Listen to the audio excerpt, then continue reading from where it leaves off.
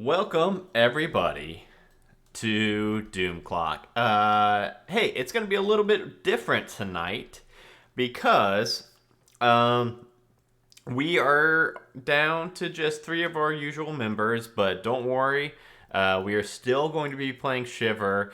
The thing we're going to be doing tonight that is going to be a little bit different is that we are actually going to be playing a pre-made adventure called Corporate Risers, part of the actual Shiver bundle. So when you buy Shiver, the core rulebook, it comes with this adventure.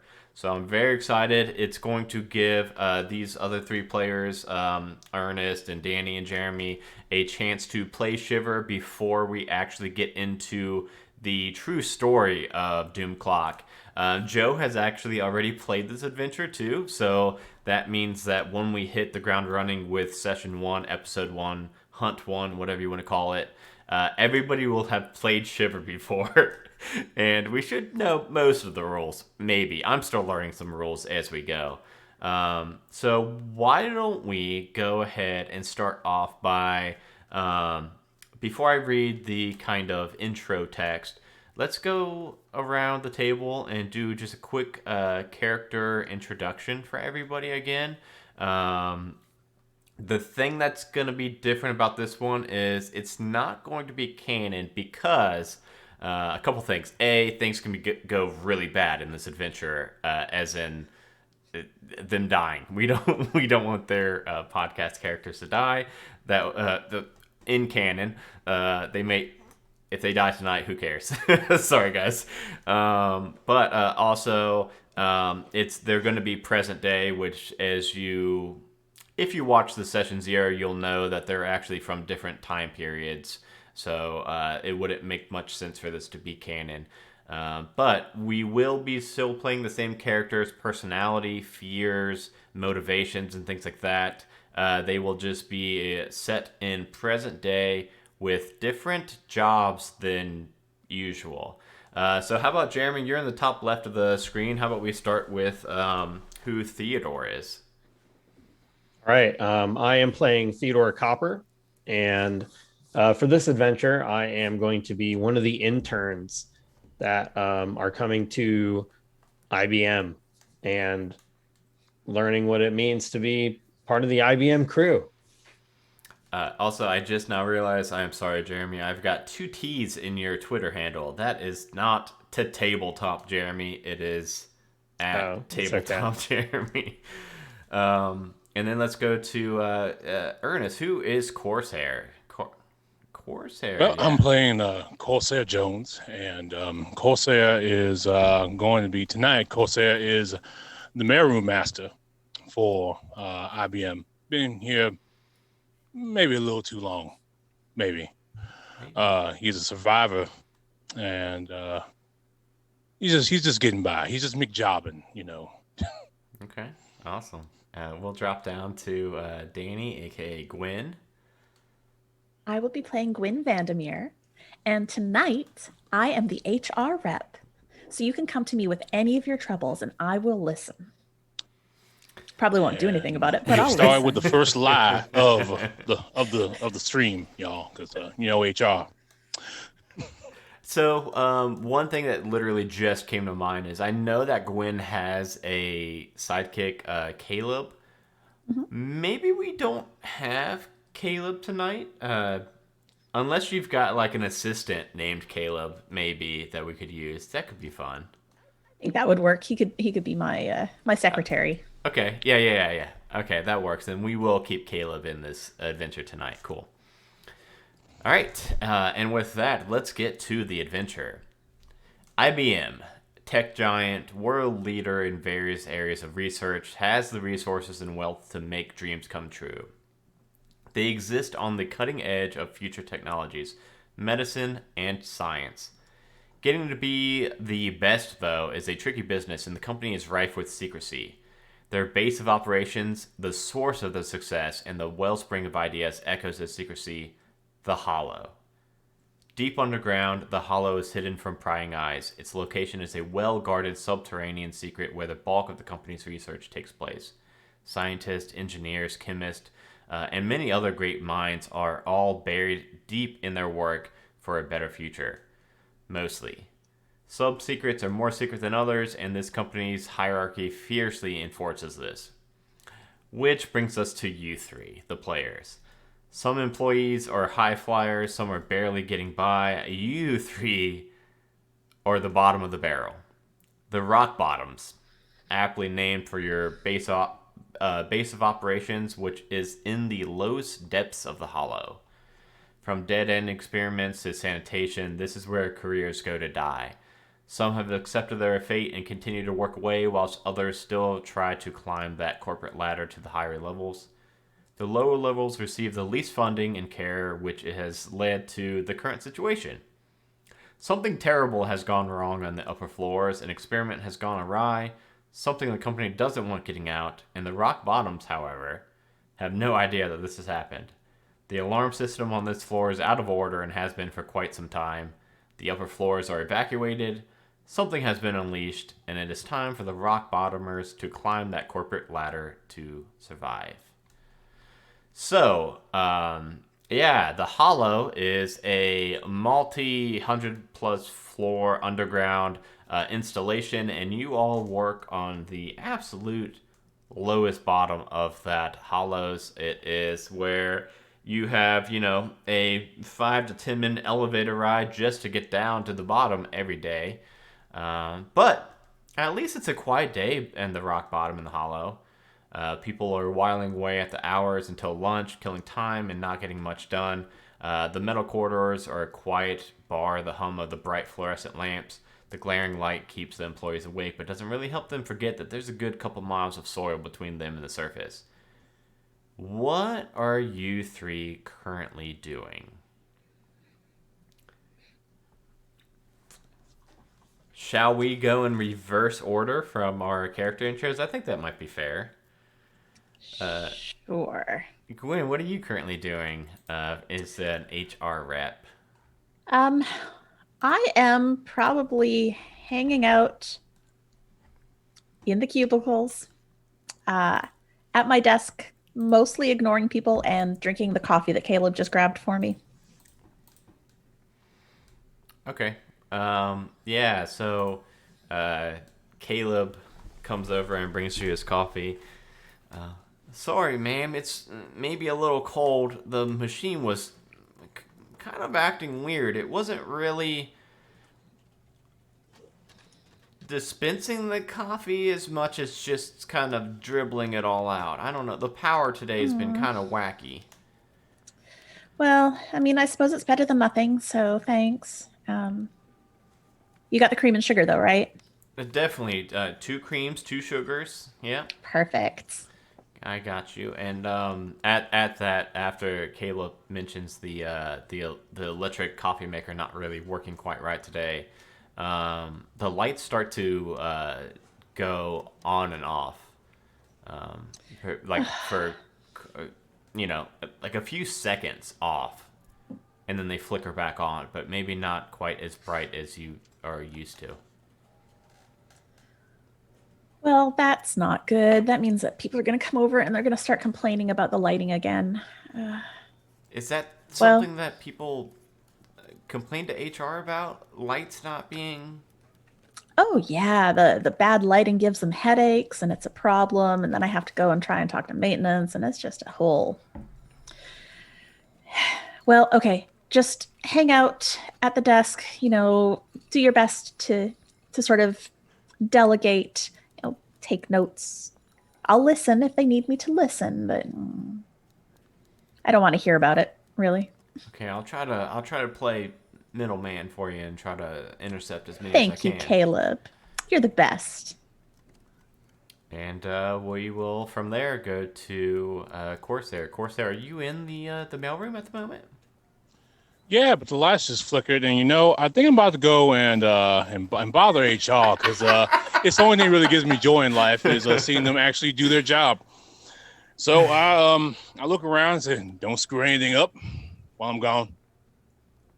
It is actually you are the sole employee in the mailroom. So yeah, I look around and I go, "All right, it's only me." I shiver a bit at that and stand up and I walk down the hallway. Which I'll probably run into Caleb or some nonsense. Yeah, so this place, we're gonna do all theater of the mind. Usually, I think last time I like had like a map shown and stuff for this, but yeah. So this floor it's pretty much one main hallway, staircase on one end. You better hope you don't have to like take the stairs because it is a long way up, and then elevator on the other end. There are a few offices. There are mail room. The HR has their own office. There's a cafeteria, pretty big. And then there is there's like a science lab in there too, and then there's the security office, and that's pretty much this entire floor. So it's not a very long walk from mailroom to HR. But even so, as soon as those lights flicker and you start to head over to complain to HR, you get to the hallway, and at that you see the HR door swing open, and you see Caleb, the HR assistant, step out. But at that moment, the walls start to quake just a little bit in the floor. There's like a tremor going through, and it's not unique that you will feel some tremors in the hollow because being so deep underground and everything. But this is like the fourth one today, which is unique. You've never felt more than one per day, maybe even like one per week. But 4 in a single day is very unusual. Maybe the Hollows didn't take its gas X. Oh, hey Corsair, how's it going? Oh, Caleb. Hey, how's your boss? How you doing? Huh? Gwen's doing fine. I guess I'm also doing fine. If Gwen's doing fine, Oh, I'm doing that's fine. great. You know what? I think that actually I saw the new intern down the hallway, and he had some questions for you. Oh, a new were we supposed to be getting it? Yeah. And he pulls out Yeah, his clipboard I and mean, starts all the flipping paperwork pages. came in. It came to the mailroom. I delivered the memo. Didn't you see it? Oh gosh, if there's a new intern and I haven't been doing my orientation, I'm gonna be in so much trouble with Gwen. Oh, yeah. You better get going, Caleb, because She can get kind of mean sometimes. you better get going because that new intern. I gave out the memo, and I sent it. I sent it out, and they're here. Wait, what's he an intern? Is it what are they an intern for? Is it for science or is it for? And I'm looking at you, They don't tell Jeremy. us. Jeremy, They make us play figure it out once they get here. You better go start doing some of that HR talk. Jeremy, what would you like to be an intern of? By the way, would you like to be probably not? You couldn't be an HR intern because I don't think Gwen would have an intern and a secretary. But maybe There's a lot you of could. money in HR. You could either be like a janitor intern or a security intern, or you could be a science intern. I don't think you could be a mailroom intern just because I heard already said that Corsair works in it alone. Yeah, it would definitely be in the technology. Cool. Yeah. Oh, yeah. That makes sense. For Theodore's background. Hey, you're a science intern, so like doing the experiments and stuff. Yeah. Okay. Okay. Yeah. I'll get right to the science lab and do my orientation before they get to work. Don't tell. Show Hey, you right. Mm-hmm. please don't tell Gwen that I forgot. My lips are sealed. Godspeed, Caleb. And he starts to head down the lab or the hallway to the science lab. And we can cut to Jeremy because I'm gonna knock on Gwen's door. Okay. And Theodore, what's going on in the? So it's an animal research, mostly like rats. So what's going on in the research room today? Well, Theodore is a new intern, and he's standing in the hallway awkwardly. He's very skinny, much more skinny than I am. He's probably close to over 6 feet tall. Very lanky. He's got big rim glasses and kind of like hair that just looks unkempt. And even though he's trying to dress nice, his clothes just seem like they haven't, like he didn't have time to iron them all the way or something. But he's just standing there awkwardly, and he's looking around very confused as the lights are flickering and all this. Yeah. So are you actually in the laboratory with like the animal testing and stuff like that? I feel like I'm just standing outside in the hall because someone told me to go towards the science, and someone's supposed to meet me to give me a like a tour and kind of tell me what I'm supposed to do on my first day. Okay. And I'm like waiting here, and I'm like, it's been like 10 minutes. And then Okay. like the lights started flickering, and I'm already super awkward to begin with. So he's just standing there looking, pretty confused. And I guess he Yeah. sees someone finally coming towards him. Yeah, you see, Danny, do you want to explain what Caleb looks like for the listeners as Caleb is approaching Theodore? He is not particularly tall, probably 5'8" ish. I don't know what tall is anymore. It's taller than me. He's fairly young, like his early 20s. He's got blonde hair. He's actually dressed not unlike the picture that was shared earlier. He's wearing a nice argyle blue sweater and pale blue slacks, blonde hair, no hat, but you can tell that he's the kind of guy that would wear a hat. Okay, yeah, and Theodore, as you see him approaching you, he's flipping through a clipboard pretty enthusiastically, but isn't quite seeming to be able to find the page that he's looking for. And when he gets to you, he just says, "Oh, sir, it's you must be." And he gives a long pause as he waits for you to fill in the blank. Hello. Yes, I'm Theodore. I've been here for quite some time. I was told someone was going to meet me here. I hope I have the right department. You only have one science department, correct? Yeah, one science department that allows interns in. All the other science departments, they don't get interns; they only get experience. But anyway, yeah, you. Did you know the lights are flickering? I mean, it started and then it stopped, and I don't know. Yes, that's by design. Anyway, you found the science lab, so why don't we go ahead and take a look in here? And he Are opens you up. who are you? Oh, oh, Are you my I boss or I am so discombobbled. I'm sorry. I'm a little lost in the scheduling of today. But no, my name is Caleb. I am the HR rep assistant. Sorry, Gwen is the HR rep, but she's very busy at the moment. So she sent me to wrangle you and to make sure that you get your orientation and you're all up to speed. So go ahead and step in here to the science lab, and swings the door open, and you see that it is it's a very white, fluorescent lights, white walls, white floor, and there's nobody in here at the moment, and it's just like rows and rows of cages of rats. And at the moment, all of the rats, before you all even open the door, are going absolute just ape shit crazy. They are chewing at the bars. They're like backing up and getting like running starts and like slamming into the gates. Something is really agitating them. And Caleb says, I'm really. They're usually not like this. They're usually pretty tame. I sometimes Yes, come in what's here. happening? I don't understand. Is this what it's always like around here? No, I usually come in here like on my breaks and like pet these bad boys. I don't know why they're freaking out. Like I wouldn't have pet one of those. Look at Steven over there. Just he's eating Steven too. Theodore reluctantly looks. Yeah, there's a He's just like, we.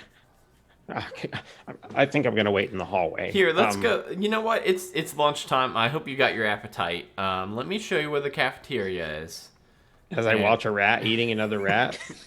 It's Steven's eating Steven too. maybe I can introduce you to Gwen first, and we'll do a palate cleanser before cafeteria. Is this customary to visit HR on the first day. Yeah, of course. I'm just an intern. You do know that, don't you? Yeah. But I mean, you should meet a HR and just get up to speed on the things, and you probably have a couple paperworks to fill out. Saying that you're okay to work without pain, everything like that. Anyway, come on, it's right. Then down why the did hall. we have to come in here? Well, I just wanted You you want to to show me the I was gonna scary show ass you the, rats? I was gonna show you the scientist, but it looks like she's not in today, or at least not here. And Well, you just you're gonna found be that working, out. Well, you're gonna be working with these rats, but I hope they're not too scary. I wasn't told I was working in a zoological department. It's okay. Let's just go meet Gwen, and maybe Gwen can sort it out. Okay. You guys walk to back out of the lab pretty quickly. Like, it was pretty much in and out right after seeing the rats just losing their minds, and start walking back down towards the HR department where the door has just been opened and Corsair is just now stepping in. Oh no! Oh no! Oh. Mr. Gwen. Jones. How can I help you today? Well, I came by, 'cause I figured that somebody should just let you know about the condition of the lighting here. I did notice that, yes. Mm-hmm. You know what? While you're standing there, let me go ahead and call maintenance right now and get this taken care of for us. I'd love that. I'd love And that. so she picks up the phone, hits the extension for maintenance. And you just hear an empty line beep. Like, you don't hear the usual sound. It's just a long beep that's broken, and then a long beep and it's broken.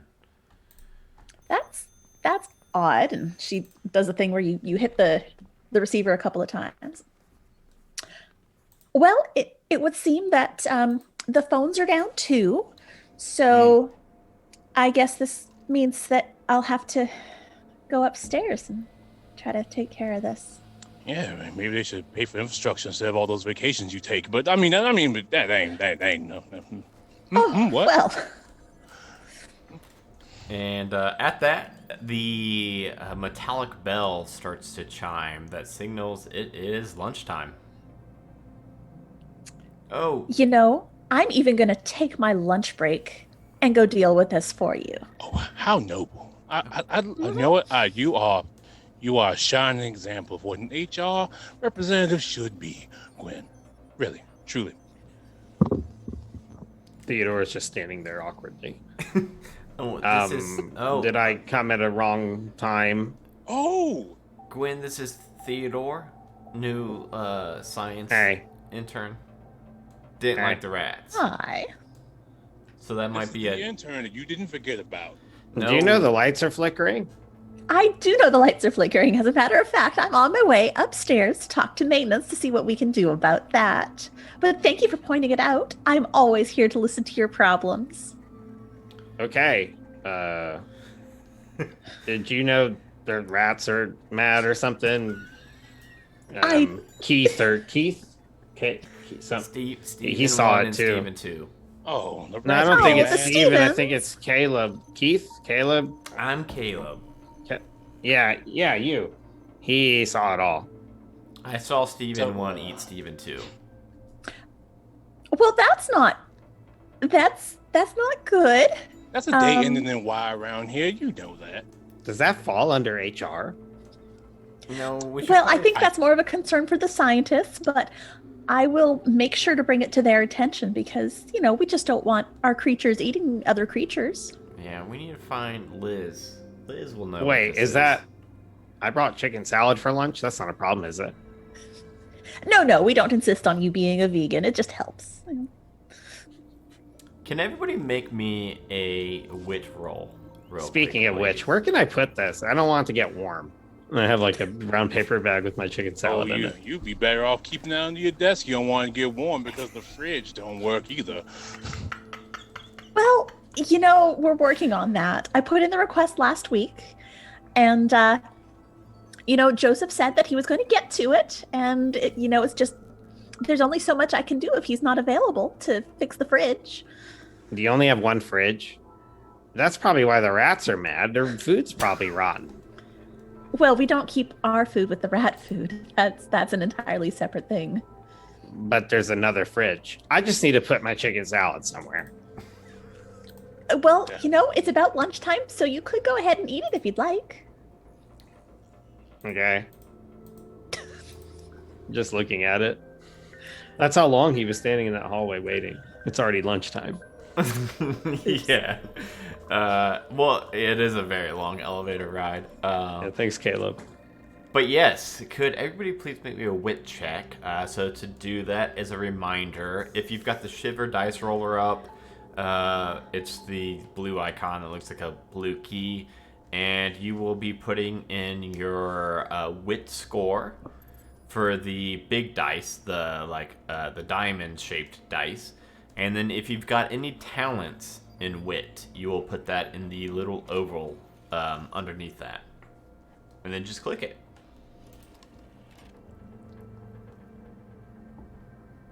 Got 1 success and 1 strange. Oh, okay.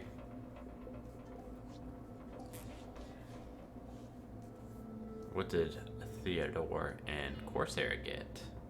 I have 2 successes and 2 strange. Whoa.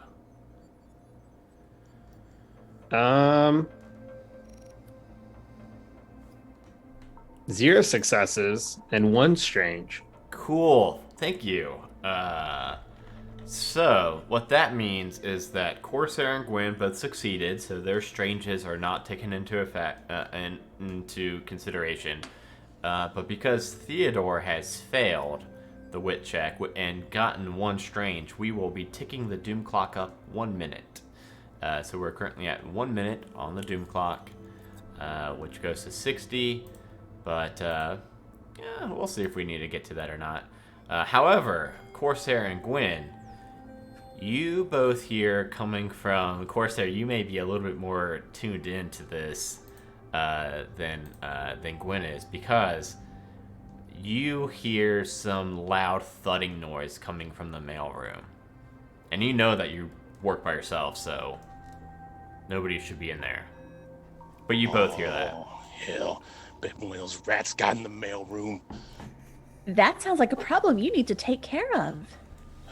If you manage human resources well enough, and the scientists would be here to take care of the rat problem. But you know what, that's just fine. That's just fine. I'm gonna go do this right now.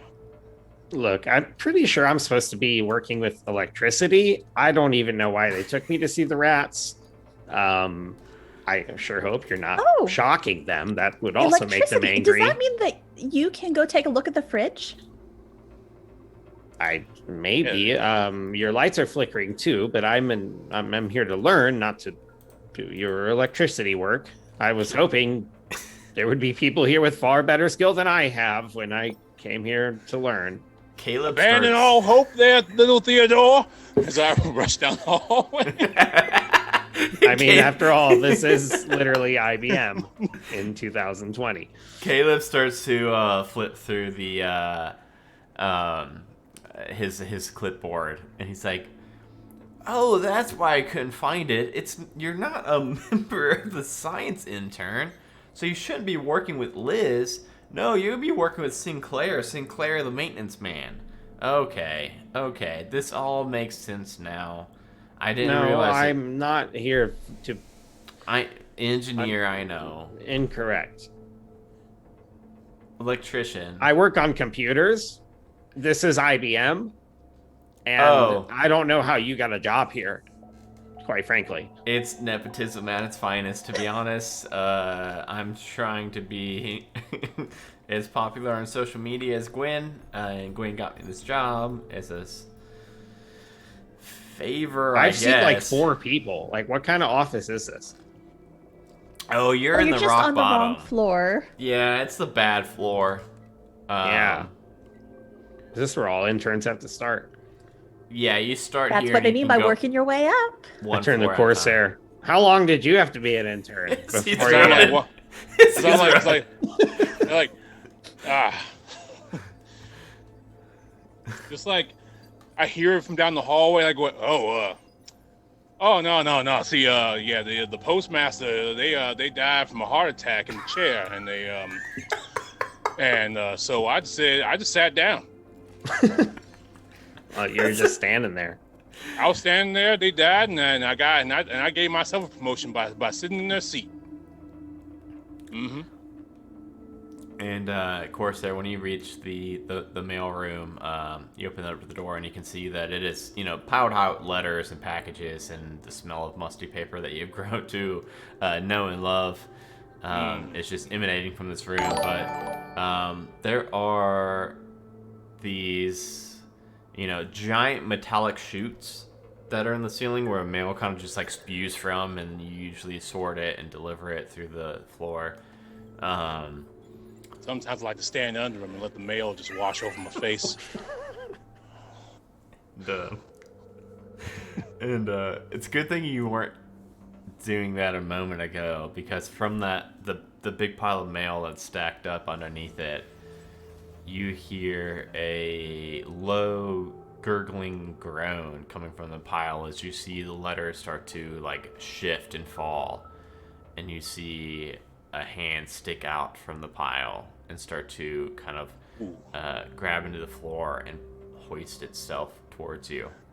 I done told y'all fools that y'all can't ride the mail chute.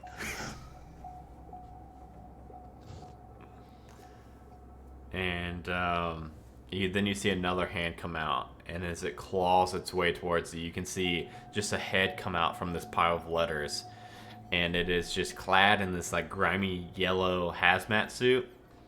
There's a cracked visor on it, and you hear what sounds like a man groaning and gurgling, covered in blood from like inside this cracked visor. And his eyes are milky, his lips are drawn back like in a snarl, and like blood's dripping down his face from this cracked skull.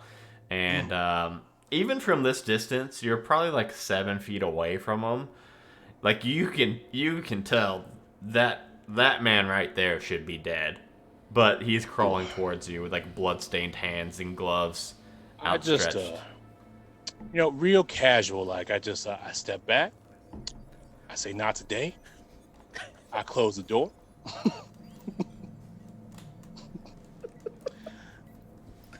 And I'm gonna go back to arguing with Gwen. Because it's gonna be a me problem, isn't it? Because that's closest to a human problem. That sounds like an HR rep problem right there. Yeah, that person clearly was a resource and was human at some point, and that is not a Corsair Jones problem. That is a Gwen problem. It's not a male take problem. this to HR. Okay, yeah. You close the door and back out as this thing's like shambling towards you. Yep. And you see Gwen and Theodore and Caleb in the hallway still. Oh yeah. Gwen, there's a problem in the mail room. Oh.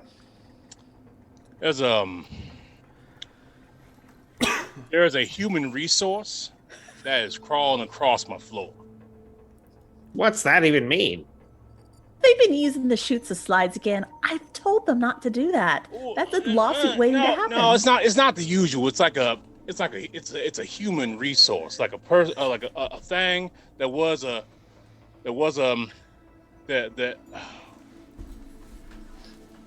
something from upstairs.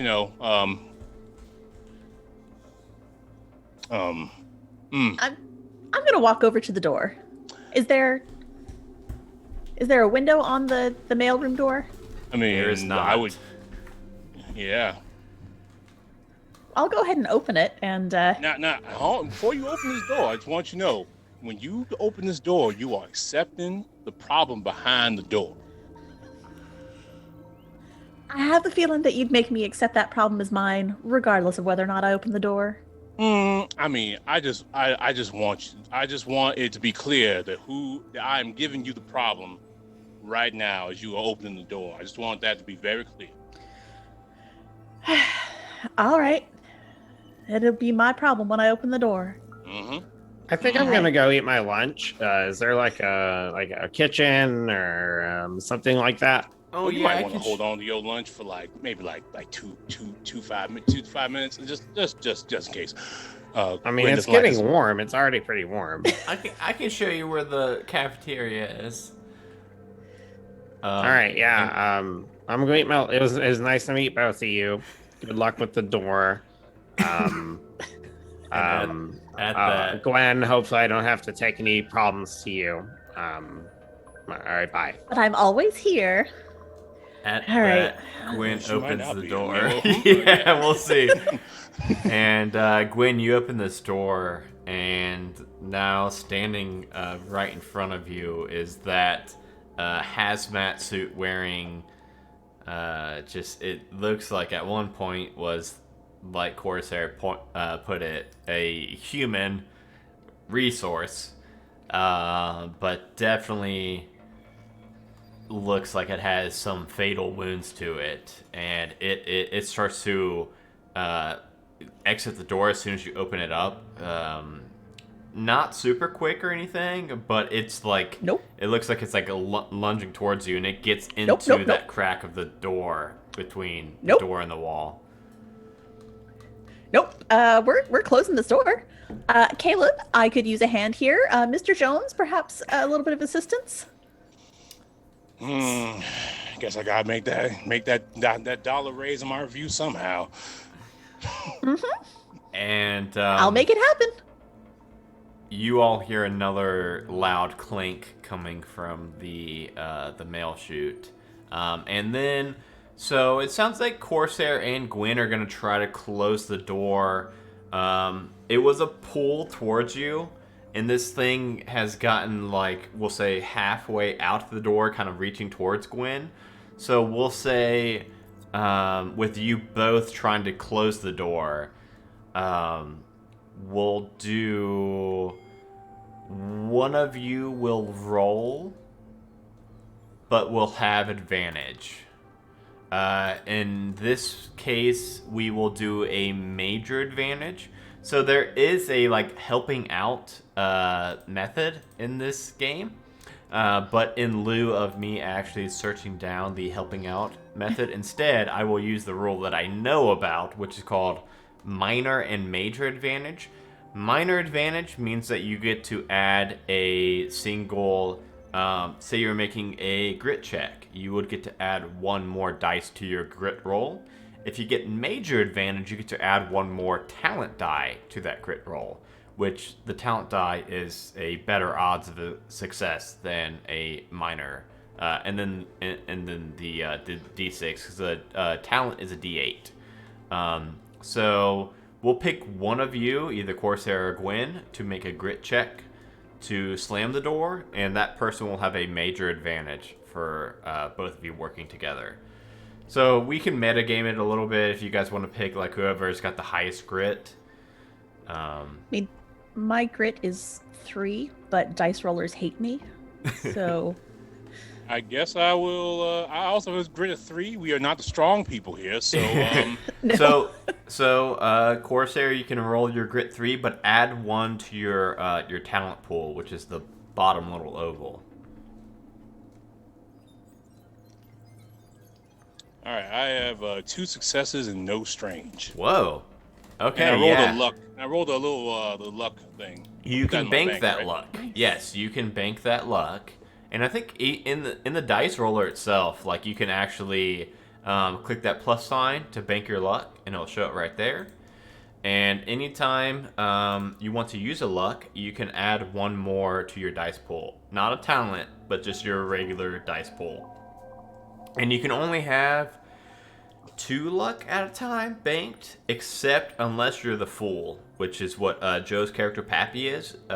He is the fool, so he can bank like up to 3 luck, I think. And Pappy does a lot of luck-based things, but for you all you need to worry about is that if you roll a luck and you succeeded, even if you fail, I believe, you can bank that luck, hold 2 at a time, and for luck, you can either use it to add 1 to your dice pool, or you can cash in 2 luck and take a minute off of the doom clock, which may come in handy as we go on. Okay, yeah, you two together are able to slam into this door, and this guy in this hazmat suit was like halfway out, kind of reaching towards Gwen, and you two slam this door, and it actually slams right on his arm, and you don't think it should have been that easy to sever an arm. However, you definitely just did. And the arm falls to the ground. Fantastic. Gwen, that seems like that's gonna be a lot of paperwork. Yeah, that I don't have anything in my HR manual about what to do for accidental amputation of an employee. It's right under the revised labor code in section 32. What are you talking about? I feel like this is an OSHA violation of some sort, and We don't talk to OSHA around here. We just... yeah, well, true enough. I think that maybe we should relocate. I feel like perhaps the basement is not the best place for us to be at the moment. You know what? I know for the first time in like 2 years, I agree with you. You hear clink, Excellent. clink, clink, and you hear something else falling down the chute again. Yeah, let's get out of here. Are you gonna grab your assistant, or should we tell the intern? Are they? I don't know. I'm still standing there, probably. Yeah, you were like... I mean, I talk about you like you don't exist, but you do. Wait, you don't have OSHA? I'm pretty sure that's... I don't know if I'm comfortable working here if you don't follow at least OSHA standards. We absolutely do follow their standards. No, We just but- don't report to them. Theodore? There are exceptions made for certain companies. It's fine. Theodore, So if you get 1 mile underground, OSHA doesn't apply anymore. Everybody knows that.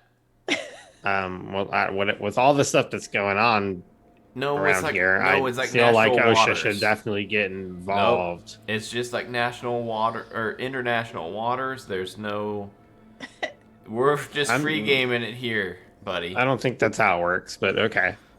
In any case, let's maybe head upstairs. I think we should have no problem getting out of here. You hear pounding on the door from... So you know that you just severed an arm from this person. You hear of like multiple beatings on the door, which makes you think like this thing couldn't be doing it that fast with one hand. So there's probably multiple things beating on this door, and we have acknowledged that it is a pull door. So they are trying to bust their way out. What's that? We're gonna go. Let's yeah, this is more than I can handle on my own. So we're gonna get maintenance to come and reinforce this door. And yeah. Yeah, this seems like a problem for other people. Exactly. You are catching on real quick. That's how things roll here at IBM. Well, I am a quick learner. Are you guys holding the door shut? I think we have been. Yeah, just kind of talking about it, just like. I picture with your guys' strength check, your grit check, pardon me, to slam the door shut. I'm picturing you guys kind of planning this out, but I'm also hearing a lot of "let's go," which makes me think it's gonna be "let's leave this door." But there's no you can't be locking Corsair in the mailroom, right? There's no lock on this outside door, so we will need to figure that out. You know, Caleb, you said the coffee machine was kind of malfunctioning. Is it a big coffee machine, or is it like a coffee pot? It's one of those vending machines where you like click on your coffee type you want, and then you can kind of Okay. add some parameters to it. It looks like a big vending machine, but So, since the coffee machine's not working, Caleb, why don't you take our new friend Theodore? Hold on, there's no brown. What? There's no brown. Wait a minute. When did the coffee machine break? I mean, I This know morning. when It just happened this crisis morning. is kind of important right now. oh, it happened just when the lights started flickering, and then the ground started shaking, and then the rats started eating. But if you That's wouldn't why I bring mind my own coffee in a thermos. bringing the coffee machine here, Oh. just shove it down the hall a little ways, and we'll put it in front of this door so Yeah, you that want to go star Walter Peck? Come on now. Okay, so me and Theodore go and unplug the coffee machine, drag it out here, and then yep, and we'll put it in front of the door. Theodore, Hurry up! you do this with me real quick, and we can maybe get you like a $2 an hour pay. Okay. That would bring me to $2 an hour. Yeah, right? Yeah, it's infinitely Better than the more other money. interns. Than Climbing you're the getting. ladder. And I do that to Corsair. Yeah. Yep. My elbow. Yeah. All right, I take a let's go sip get from it. my thermos and enjoy the coffee. I put the lid back on and I grip my brown paper bag with chicken salad sandwich really tight, and I'm like, all right, let's do it. And so while Caleb and Theodore are going to wheel the I'm imagining they're gonna wheel it, but then like turn it on its side, so then it's like heavier to block. But we'll have Corsair and Gwen do one more. We will do the same exact check that we just did, where we'll do Corsair again with the major advantage. While I look up the actual help. All right. I'm gonna spend this luck I just got because I don't want to be eaten. Okay.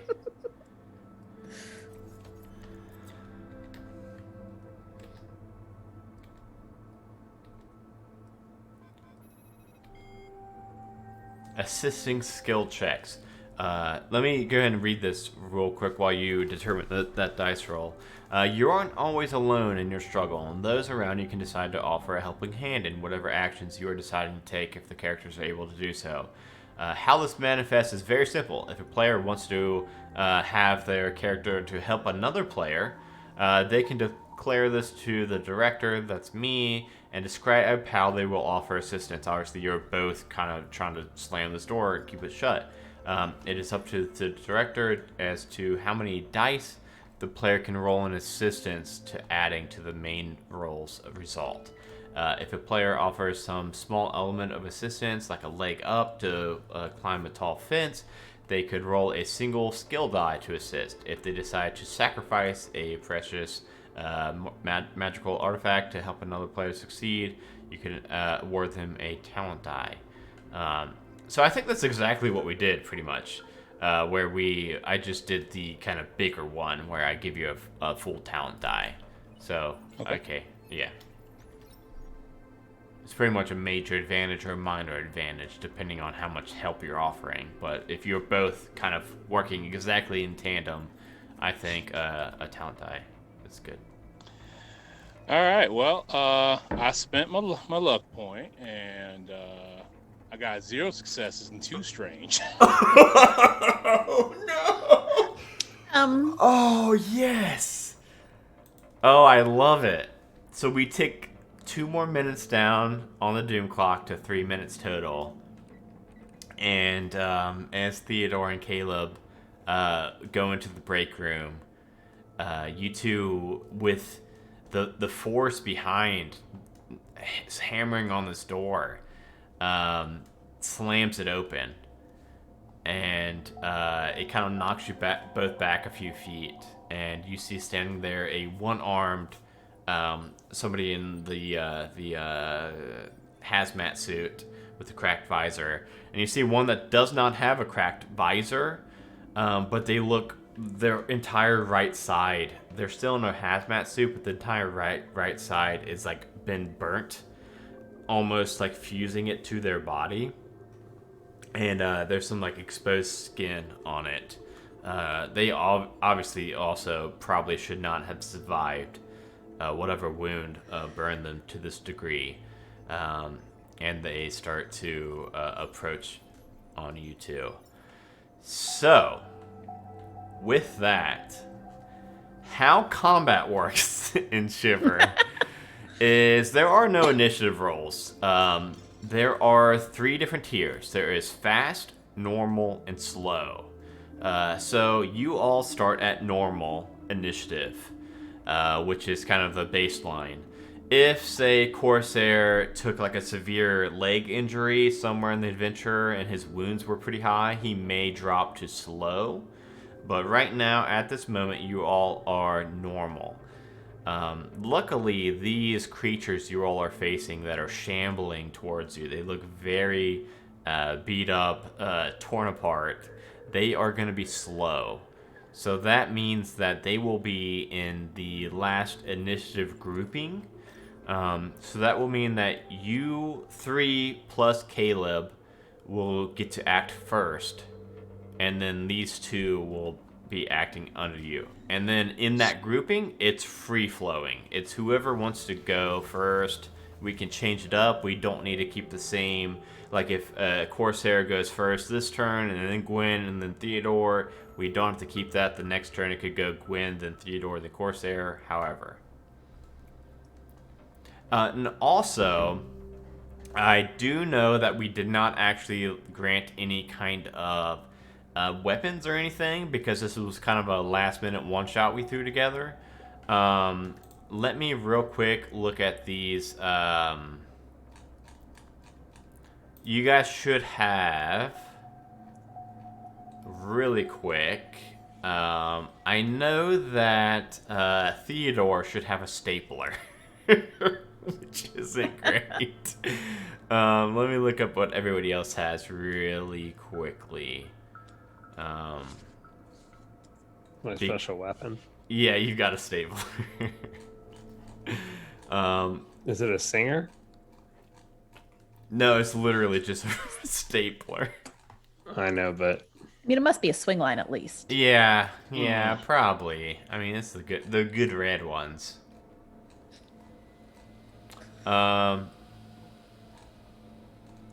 Okay, so because I'm not finding it quickly, we will say that. Let me see.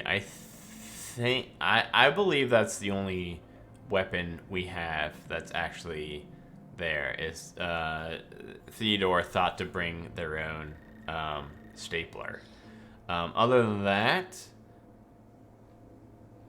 it is no current weapons. I know that the security guard would have had like a baton, but I think for a mailroom and HR rep, I think we are weaponless at the moment, unless we find anything as we go. What in God's name is that?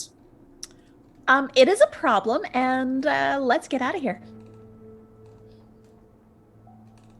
I'm gonna run I agree. towards. I agree. Yeah, The exit you to the stay stairs. back, and I'm holding my stapler. So remember that this hallway has on one end an elevator, on one end a staircase. Are we sort of in the middle? Yes, this is like almost like smack dab, maybe even narratively and mechanically smack dab in the middle. I'm gonna run towards the stairs because if the electricity's been messed up this morning, I don't trust that the elevator will work. We should Okay. call the police. Yeah, we can do that from upstairs. Right this way. Why are we going upstairs? Why don't we just go outside so we can meet them?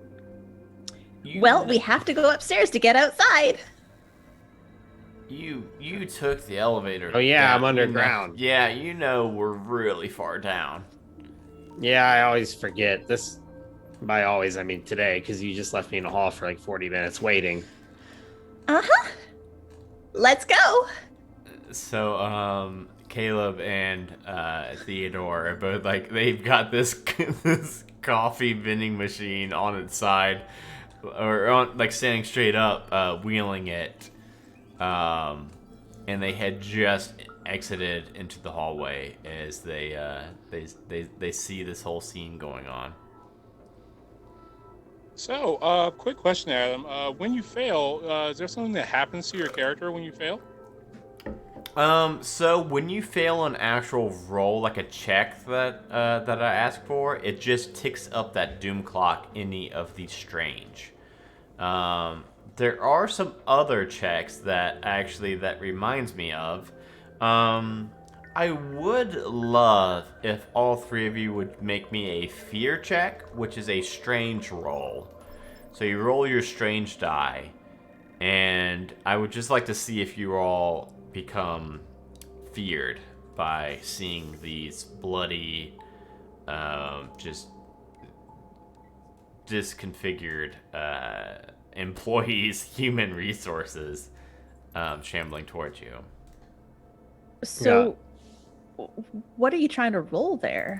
So it's actually a strange roll. So, which is So like the if you get a purple eyeball. success, it's also a strange? So you actually want successes on this, weirdly enough. Okay. And if you don't get it, you actually want to roll stranges on this. Okay. So a fear roll is unique in that you roll your strange die and you want to see strange dies, and if you don't see enough, you become feared, which is it's got some mechanics to it, which if anybody does fail this fear check, we will get into the mechanics of it. And it also will tick up the doom clock some more. I got one success and one strange. You are good. Same. Okay. You all see this, and you've seen some shit before. You work in HR, an intern, and the mailroom. You guys have seen some shit. So yeah, you start to come up with this plan. It sounds like, are we heading towards the staircase? Luckily, these things seem to be pretty slow, so and they're not quite in anybody's reach at the moment, so we could just outrun them without any kind of ill effects. Yeah, I'm gonna drop the turn cart or whatever it's called that's holding the thing we're trying to move, and just be like, nope. And like I said, I'm holding out the stapler and just backing out. We're gone. Mm-hmm. So I'm running up those stairs. Time to go. Cool. Yep. Yeah. All right. Yeah. You all head up the stairs, and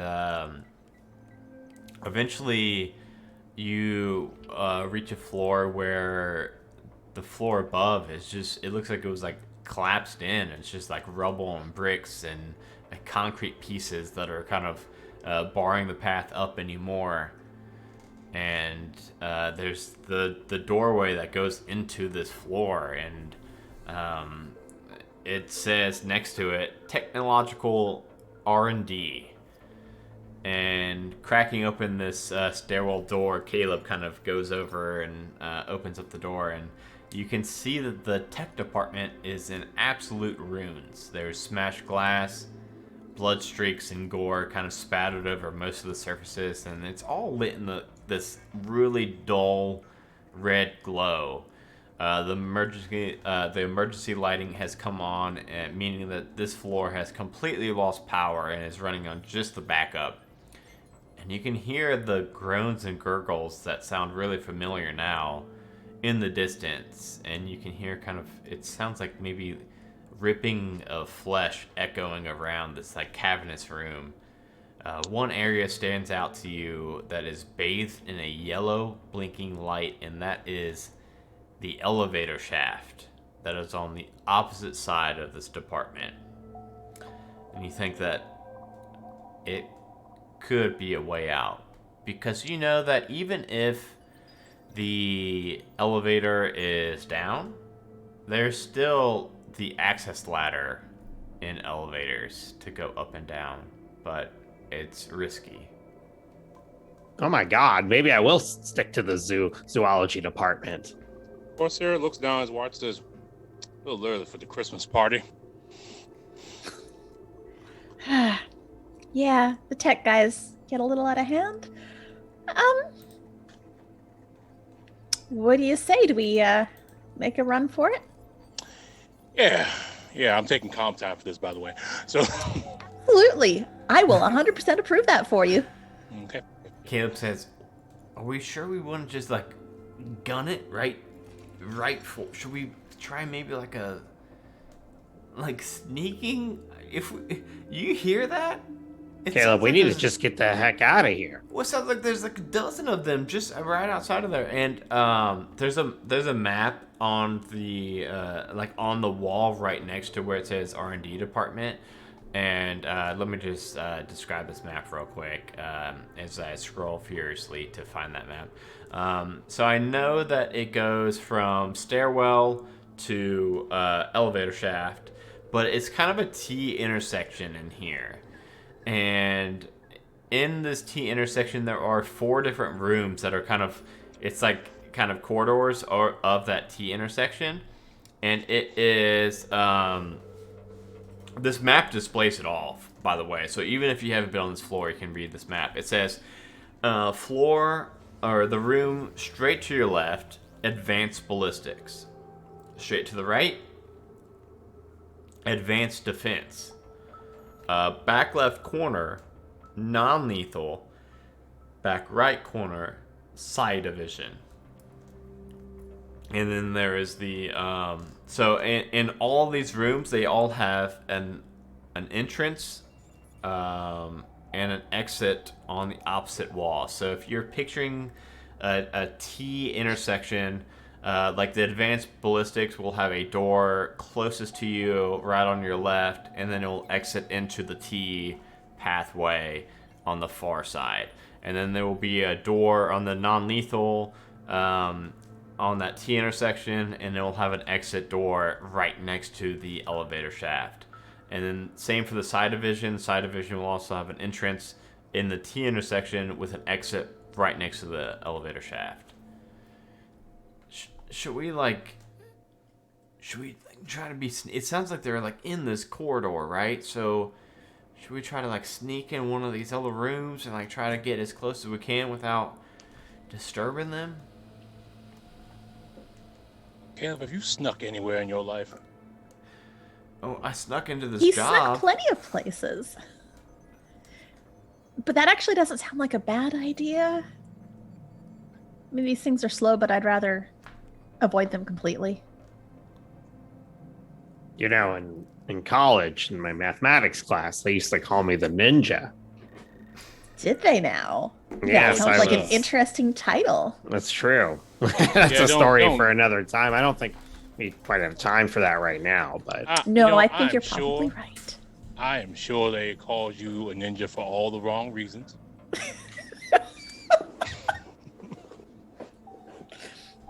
you know, my friend's girlfriend's Japanese. You Table this discussion because I've got a feeling it'll bring you back to me again.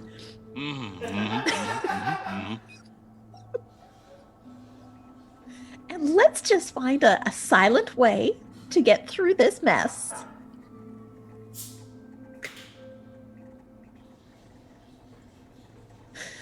Do a lot of your employees wear hazmat suits?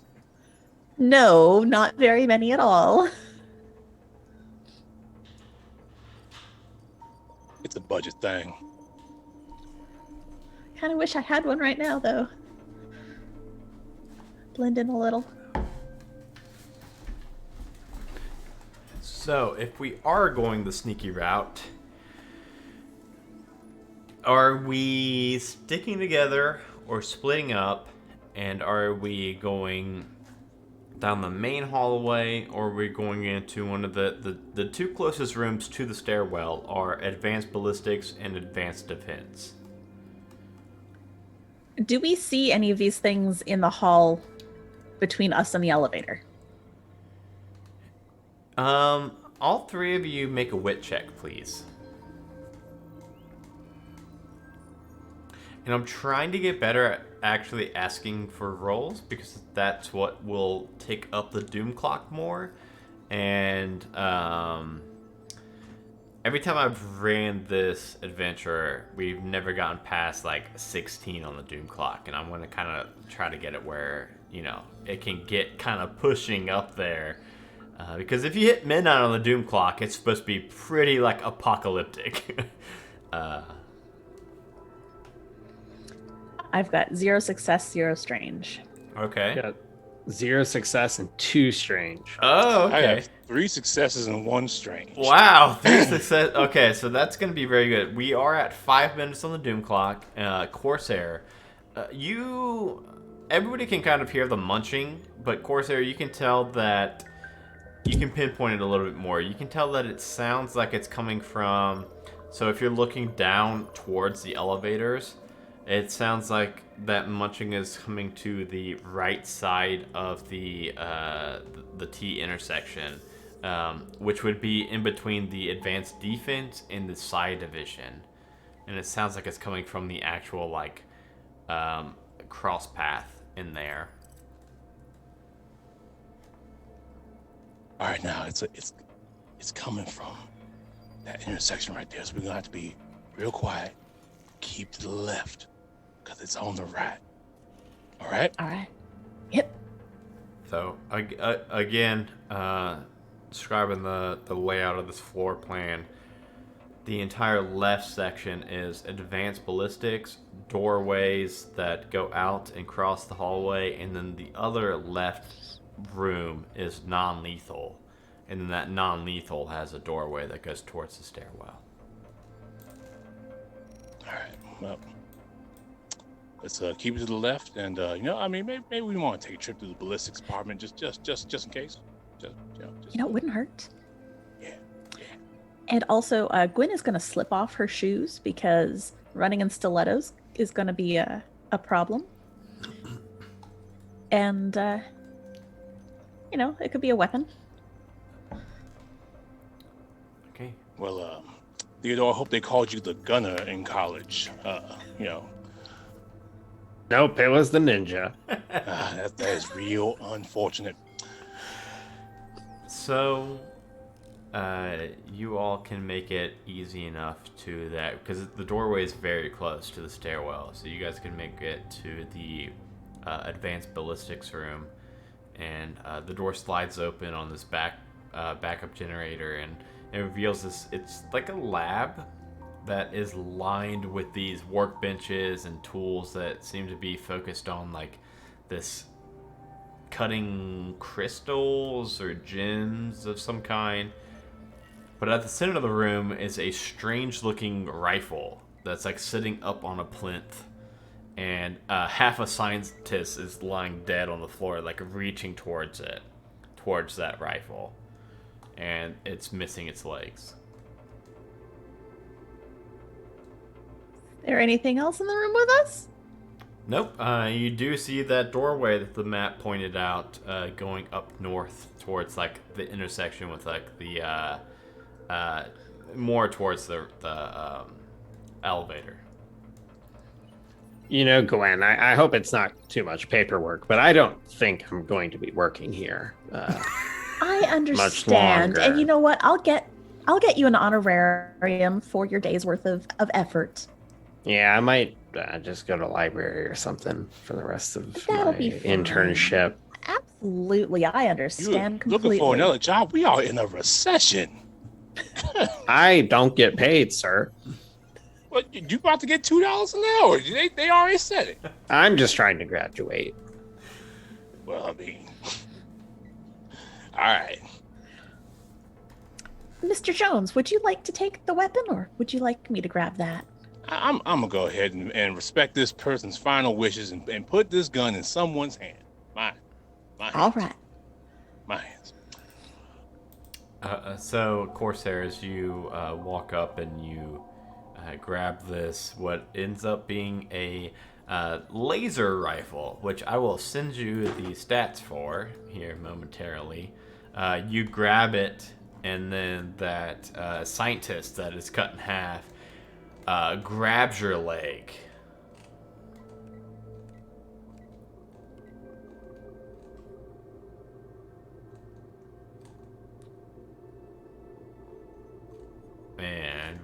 that, I'm trying to find the stats for. Here it is. So the laser rifle is a wit weapon. It is a high-tech weapon that reflects a laser beam through various crystals, supercharging it into a beam of fiery energy. It is 5 piercing, long range, and its ability is reload. After a strike with this weapon, you must use an action to reload it. Two-hander, it requires 2 free hands to use. Corsair, are you the one that has the high wit? Yes, I am. Oh, that is very lucky. Yes, very lucky that you got this item. So, this creature grabs onto your legs, and I will. It's going to be slow, so we will say that all 3 of you all have an action before this thing has its action, but it does have a hold of Corsair's leg.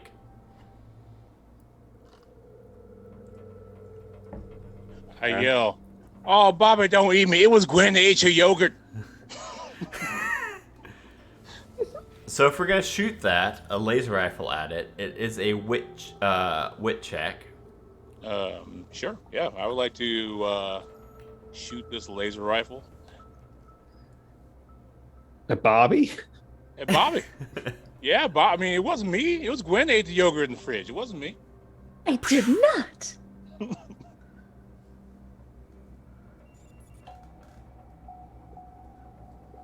I didn't do this to you, Bobby.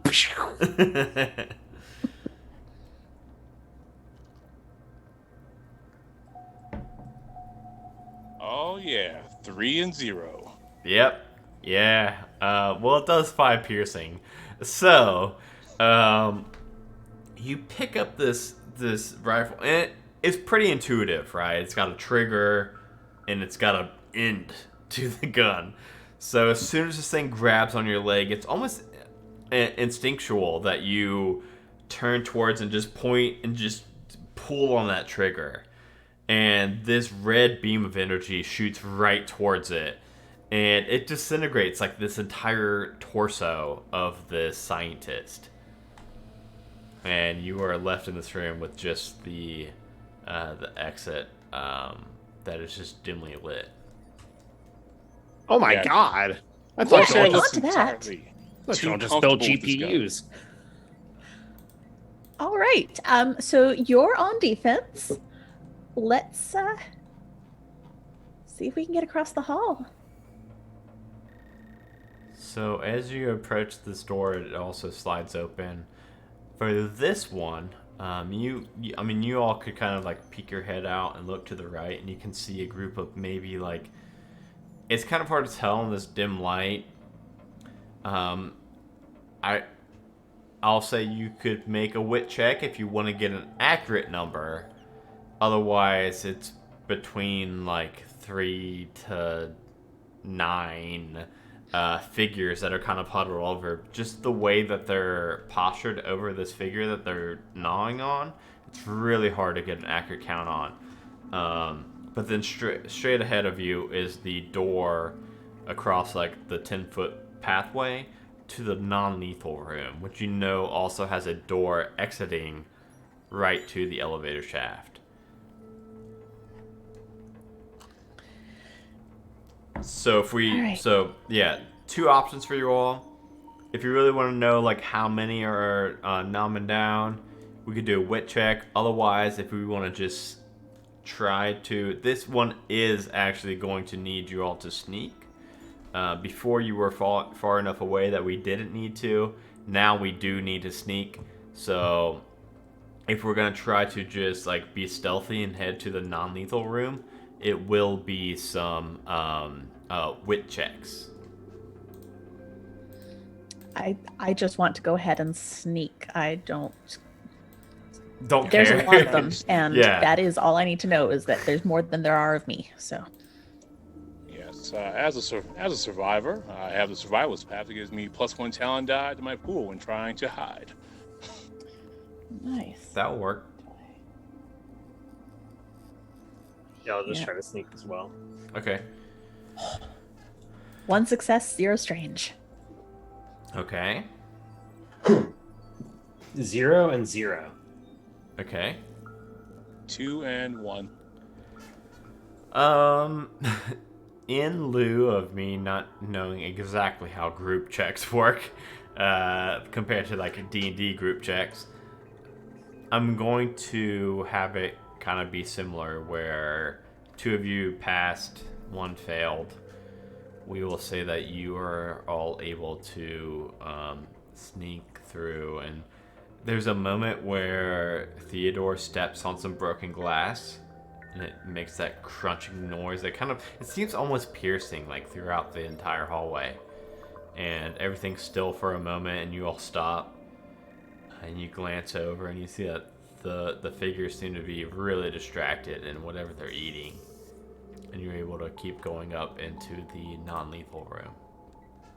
And inside this department is just littered with post-it notes, like everywhere, stuck on every corner, every piece of equipment and experiment. And the common theme of the post-it notes all seem to say, "Still too lethal." Well, I feel like that might not be a bad thing right now. Does it look like there's anything finished? You all could make, I know we've been doing a lot of wit checks, but wit is kind of like if you're coming from a D&D background, it's kind of like the perception check. So everybody could do another wit check and try to find something that is still too lethal, that looks to be finished also. That is 0 and 0. Okay. 2 successes and 0 strange. Whoa. I already have something in my hand, so Okay, well, that makes sense. So, Theodore, you are able to look around. You find a post-it note that says "Still too lethal," and it actually is on something that looks like a finished device. And you grab onto it, pull it out, and it seems like it looks initially like a baton, but it is there's a button on it that you press, and some electricity sparks all up the shaft of this baton, and it is a stun baton. So a stun baton, let me read the stats of this really quick, is of course,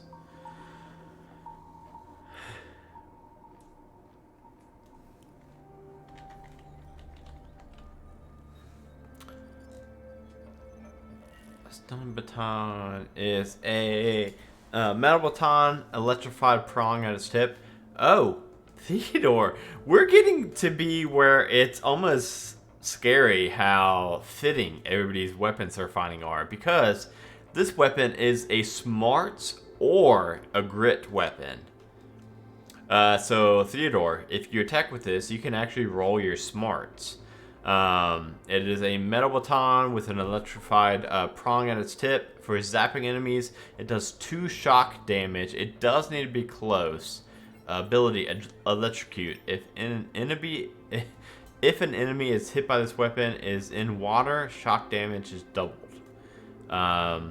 So it's cool that you can use your intelligence modifier whenever you make those rolls. Yeah. So wit would be like perception, but smarts would be like investigation. Yeah, that's a good comparison. Because I have an ability that says add 1 talent die when making smarts checks to investigate an area. Yeah, So that probably should have been smarts instead of wit, since you're like actually, it's that same thing where you have to compare perception to investigation in D&D. So I think that since you guys were actually like investigating the room, it probably would have made more sense for that. But it worked out, so it's all good. And then yeah, you guys see that exit to the next room. All the other pieces in here seem to be really like unfinished, unpolished works.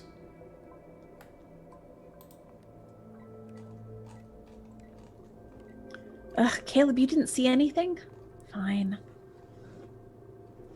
I guess I'm gonna hook my stapler in my back pocket, or no, over my belt. Hook it in there, and then just hold this. What was this weapon? Like I A realized stun baton. a stun baton, and it does seem better than my stapler. Oh yeah, definitely. Okay. Yeah, I got the stun baton where I can use smarts. Okay.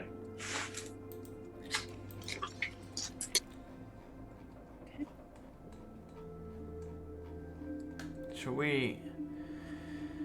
Are we gonna try to go up the elevator shaft? Yep. Oh, I don't like that. Well, we're kind of out of options, sweetie. Let's go. So when you all exit this room, it is like 5 feet away from the elevator shaft, and the elevator shaft is currently the doors are open, and you just see this ominous red blinking light coming from above, and you can kind of quickly look up, and it looks like hundreds of feet above, you see that there are there's a like a bottom of an elevator cart, and then like just below it you can see that there's like a couple floors that you can exit on. All right, well, let's get climbing.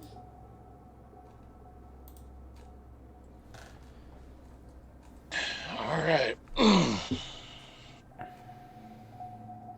Yes, I guess we're gonna have to go climb this elevator.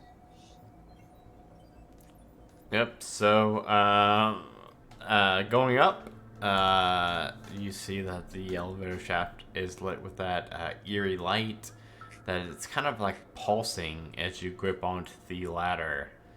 That elevator that's stuck in place above you is just like looming, and you hear it creaking every rung that you climb up. Mm-hmm.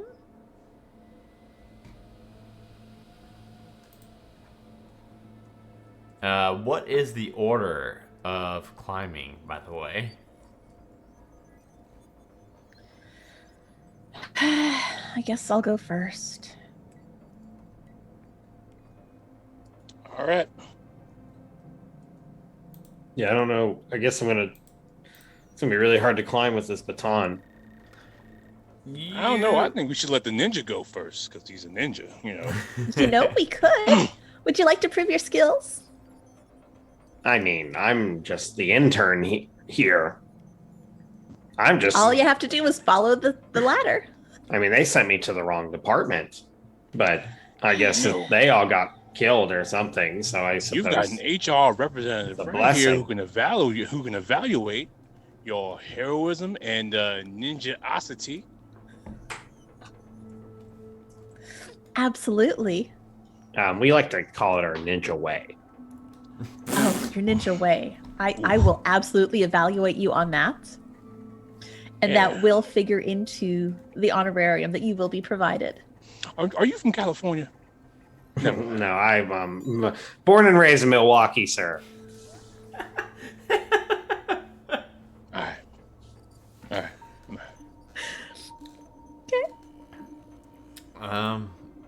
You all are able to climb up this ladder, and there's a few moments where like the elevator above you is so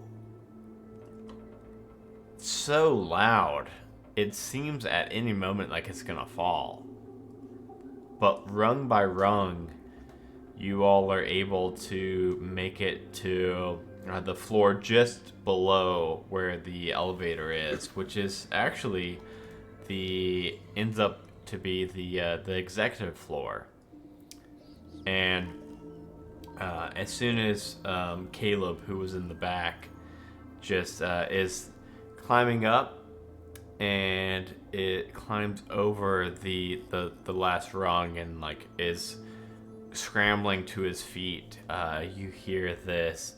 It sounds like a rusted, like a chain link break, and then you hear the elevator shaft just like whoosh down past you all. But Caleb climbs up really quickly, and his feet just barely crest over the elevator shaft entrance as the elevator shoots down past him.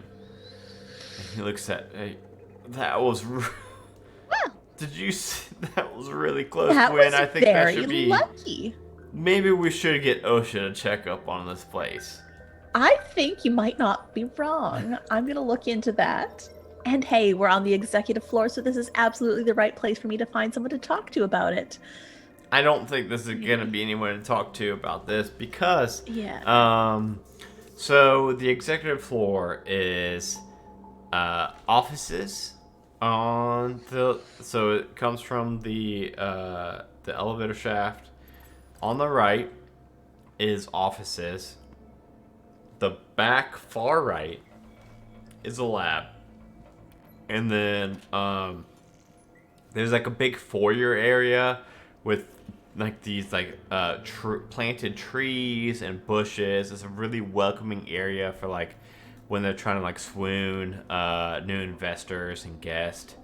And there's the surface area elevator down past that foyer. And that's the only way you can actually get up to the surface. So you all are only like one floor down below the surface land. But Gwen, you would know as the HR rep that in the back corner in the lab, they've got a contingency plan. I hope I said that word right. Where they've also got some escape pods for like higher ranking executives. And you only know that as being a, even though you had to work in the rock bottom, you're still an HR rep. You know things like that. Kim says, okay, so we made it. That was close. But I mean, now we just need to get to the surface elevators and pop up to the top and we're home free. Oh, guys, I think I dropped my sandwich. Oh, You know, I will personally buy you whatever you want for lunch when we get out of here. Really? Anything you want. Anything? Because there's a Schlotsky's that we just passed. It's not too far. I'm pretty sure. Yeah, I will Is that absolutely. any good? Because you know, it can go either way with Schlotsky's. It's all based on where you're at. And Well, let's preparing worry your about that food for after we you. get out of here. All the things in the world. You want to pick us up? All right, you know, yeah, you know, yep. Mm-hmm, yeah, Just roll with it. Let's get out. you a Quiznos guy or? Oh Firehouse? yeah. I love the Quiznos subs. You know, it's like a rarity. Yep. Mm-hmm. Yeah. It's a shame they closed so many of them. Yeah. Yeah. No. Yeah. I go to the executive candy bowl and I grab some candy. So usually this verdant paradise, you guys like when you come in the morning, you have to take the surface elevator down, go into this executive floor, and then take the access elevator down all the way to the rock bottom. So you all are familiar with this. However, it's only Gwen that is familiar with that the like secret lab entrance that is also like a backup exit. But even so, as you all are heading towards the foyer of this floor, it's usually this like verdant paradise where it's peaceful and calm. This executive floor is like a mixture of an underground company park and like a research area.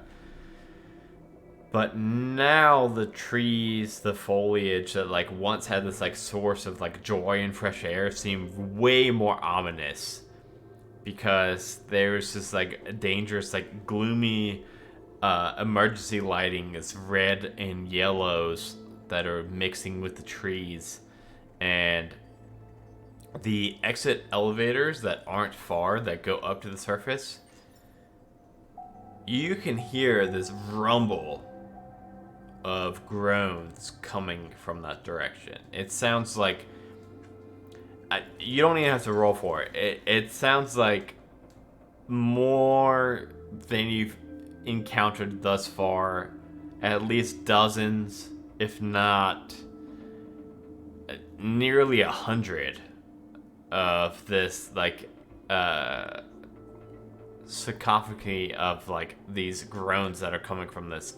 It sounds like everybody came to this area to try to exit at once, but something went wrong, and now everybody is stuck, and everybody's blocking it. Everybody is gone. But luckily, leading off in the opposite direction, you can see that trail of blood that leads to that pale yellow light shining around the corner that Gwen would know is the executive kind of panic room, perhaps. All right, friends. We're going to have a little change of plans because I'm thinking that elevator is a terrible idea. But if you'll just trust me, there's a little bit of an executive secret that I'll let you in on. All right, And I will what- trust you today. Excellent. And I'm going to start heading towards that yellow glow. Okay, so you start to walk past that foyer, and this is gonna be up to you three plus Caleb. Caleb kind of just tags along with whatever you three agree on. You can kind of peer around the corner, and you can see this horde of 50 plus of those human resources shambling around near the elevator shafts. But it is a like 30-foot stretch of just open walkway that you have to get past them. And they are just like shoulder to shoulder, slamming into the elevators. There's 4 elevators in this area, and they're kind of just like it seems like they may have like some kind of like residual like memories or something, because they're like trying to get into elevators for some reason. But to get past them, there's probably gonna need to be something. You guys are gonna have to come up with something to like get past this 30-foot stretch with so many of this horde. You know, I'll leave that up to you guys how you want to do that. I mean, are we just gonna blast our way through? I say So, sacrifice Caleb. We just have to walk past them? We're not going through them? So there's none in the actual path leading to around the corner. Okay. But you think that trying to be stealthy against 50 plus of these things is probably going to be very hard. So, I mean, something, distraction, disguise, full-on sprint, sneak. There's got to be something, but it can't just be a walk past them. Otherwise, you know, Gwen, that this hallway down towards the executive secret lab and area is a pretty long one. So even if you like started sprinting, you don't want them to like catch your scent. So you want something to kind of. I think we should have the intern and Caleb draw straw.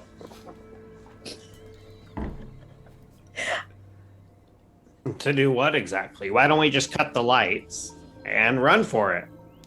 Well, there's not a way to cut the lights right now. These are the emergency lights, and we would have to get back down to maintenance to get that cut off at the source. And I'm not going back down that elevator shaft. If you'd like to do that, you're more than welcome to. We could. I mean, have, I could make it through. I'm just worried about the rest of you. We could have Theodore maybe make a investigation check, pretty much a smarts check to try to find a way to cut these lights. We could do that. Okay. Now, If there's any strange rolled, of course, stranges are... add 1 talent die when making smarts checks. So what does that mean? I click like the 1 on the roller? Yes, you should have 1 on the oval. Bottom. Yes. All right, so I got 2 successes, 0 strange. Oh, okay. So as Gwen's saying... And then it showed 2 luck symbols, but does that matter? You could bank those for future rolls, which may come in handy. okay. Yeah. Yes, please. Yeah, bank those for sure. So as Gwen's explaining, like, you got to go downstairs to cut any lights. Theodore's like kind of ignoring Gwen and sees that up by one of the Do I see where I could just like pull off a thing and like mess with the wires or something? yeah. You see like the light, and next to it's a small box, and you can take it out and just cut the wires right there. And but now it's just pitch black in here. Well, before he does that, I'm going to explain to them where we're going so that, in the darkness, we can sort of do our best to get there. Okay. Yeah, I'll just walk over. We can deactivate it from here. And I'll walk over and go over and pull the thing open and then use that like baton I have, I guess. Zap Just it and like zap fry it. And they all Okay. just go out in the room. And all the lights go out, and now it's just like... And then I run. I think it would be pitch black with no backup lights, and you being still, 3 dozen feet, 30 feet, 40 feet under the ground. I think it would be pitch black now. Mm-hmm. I'm about to make this 30-foot sprint in the dark. I'm gonna run. Can't wait to Okay. see Big Van Are we- Dyke over an Just ottoman. running. We're running. Okay, so I'm not gonna ask for a stealth check. Instead, I'm gonna ask for a grit check from everybody, please. This is how I die. Oh, That zero would be success, 0 1 success, strange. 1 strange. Yeah. Luck time. How does that work? You just roll. It would just be your regular dice, but like, say you want to use 2 luck, Huh. you would just set your grit to 2 and roll that now.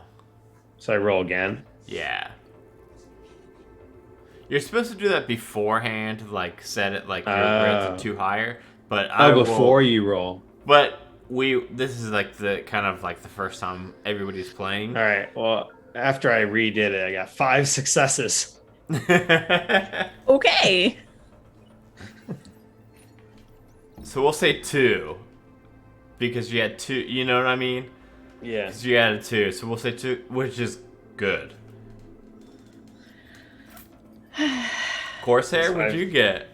Oh yeah, I got 0 successes and 2 strange. You know what I'm gonna do? Caleb has like shit. He's got 3 for everything, right, Danny? Yeah, 3 for everything. Yeah. So I'm gonna have him roll. He got 1 success and 2 luck and no strange, which is actually a very good roll. So because that's 50% of the group, like I said, I don't know exactly how the group checks roll in Shiver yet. So I'm kind of falling back on my D&D knowledge, which means that half of the party has succeeded. So I am going to count all the Half strangers. die. So Corsair and Gwen, how many strangers did you guys get? Both? 1. 1? Corsair? Any stranges? 2 strange. 2. So that's gonna tick up the clock by 3. So we're gonna go up to 8 minutes on the Doom clock. And every 15 minutes is when a Doom event happens. So we're over halfway towards that. However,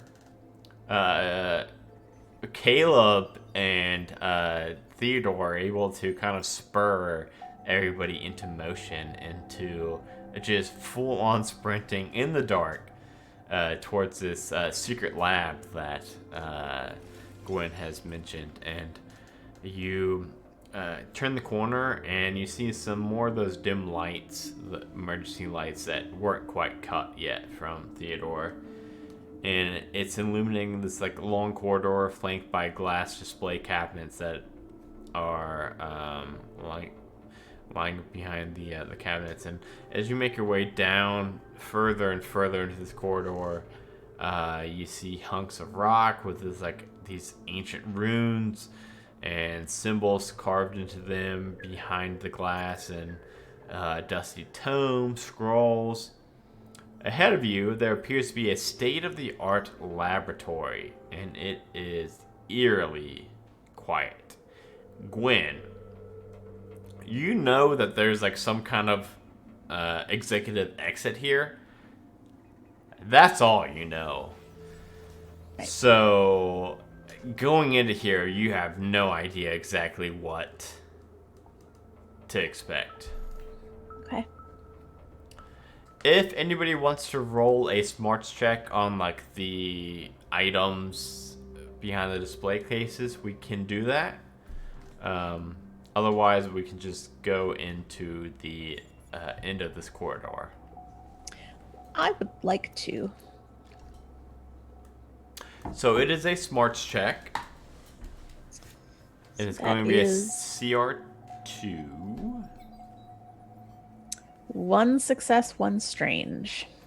So that did not quite make it. So that's just going to be marking 1 minute up on the Doom clock. Thank you. Thank you, Danny. Trust me, I like that Doom clock marking up. I don't.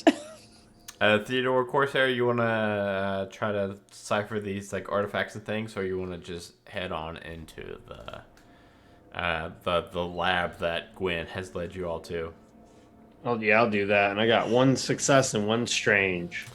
Ooh, And I another. rolled the luck, so bank that. And still, even with the luck you didn't get. So we the CR is 2, so we need at least 2 successes on smarts check for this. So we're up to 10 minutes now on the Doom clock. Corsair, you gonna try? Or you gonna just keep on trucking with the others? You know, I'm gonna take a quick look. Let's do it. Let's do it. Let's hit 15 All right, minutes. yeah, I got 3 strange and 0 successes. Holy shit! How'd you get so many? Oh, man. Awesome. I love it. We're at 13 minutes on the Doom clock. Okay. Yeah, we, Should I investigate these a little bit, Gwen? Or no? No, let's Okay. just keep on going. Okay, let's keep going. Yeah, Caleb will not roll a check for that then. So as you all just kind of keep walking past these glass display cases, kind of in a rushed march to try to get to wherever you think that your salvation may be, the corridor starts to open up into this like hugely large domed space that is filled with computers, high-end scientific equipment, and at its center is this like gigantic sarcophagus that is just, it looks like it was like hewn from these rough stone stands that is on this like central platform. It is lidless and it is empty. And you see this blood-stained sand that is like still actively spilling from the base of it. And the remains of a few scientists torn from pieces to pieces, remain scattered about this room. Something terrible definitely happened, and in the corner you see 4 active. It looks like in like a spaceship, you would imagine them to be like escape pods that are set into the wall. And yeah, with that, what's the plan of action here? I want to get into those pods. What kind of place is this? Why do you have escape pods? For things like this. You must have a lot of stuff to deal with as HR for a place like this. It's a bit of a nightmare. Well, I'm sure you got good benefits. Uh-huh. It's a recession. That was Get like the job you got. 14 years ago. But yeah. Gwen. Like it ended. You know, there's other mail places. You don't have to work here, Corsair. You're so cute. You must be real young. Let's get you out of here so you can get yourself a new job. And lunch. We'll get you lunch. Well, Gwen, as you start to move across the room, you hear above you this crackling of bone as ribbons of dust start to float down on top of you. And you look up and your eyes adjust to the gloom and you see this massively large shape kind of like unfurling itself as it drops down heavily from the ceiling with a thud. And it's human as in shape, and it's got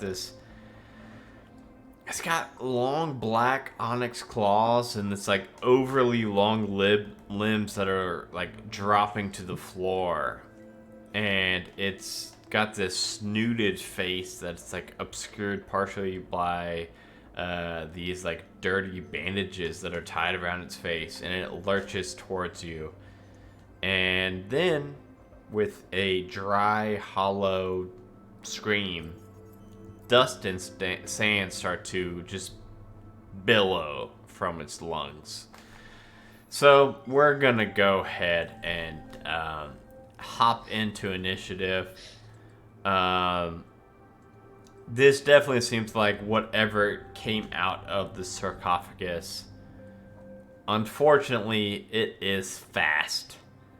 Of course. So it will get to go first. Let's see what it's going to do. It is going to just let out a screech, that sand buffeting from its lungs. It is going to let out this screech where all 3 of you will need to make a fear check, which is a strange roll, of just CR1.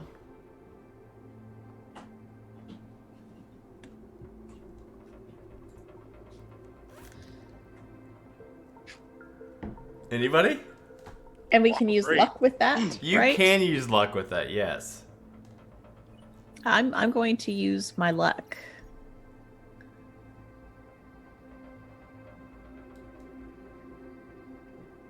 And how's that work for you? No? No success. Corsair, Theodore, any luck on your fear saves? 0, 0, and 0.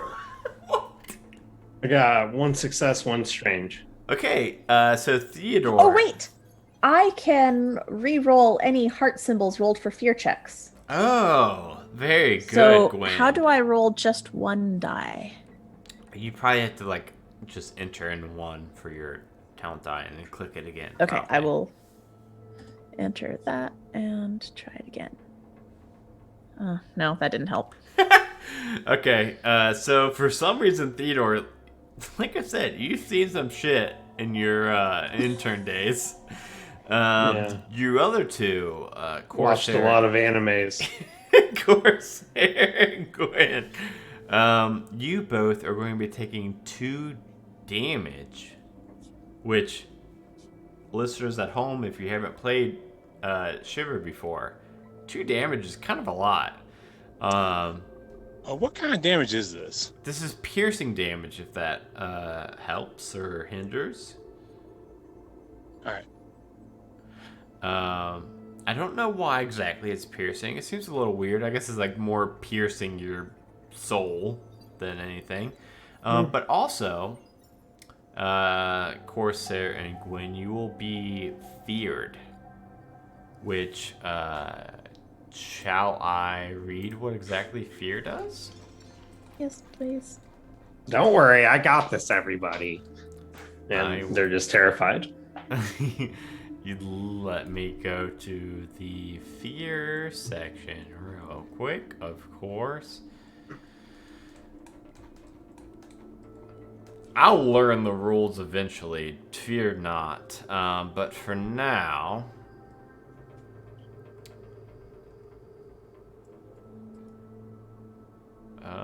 feared. So, fear. Fear check, fear status. 1 of 3 states.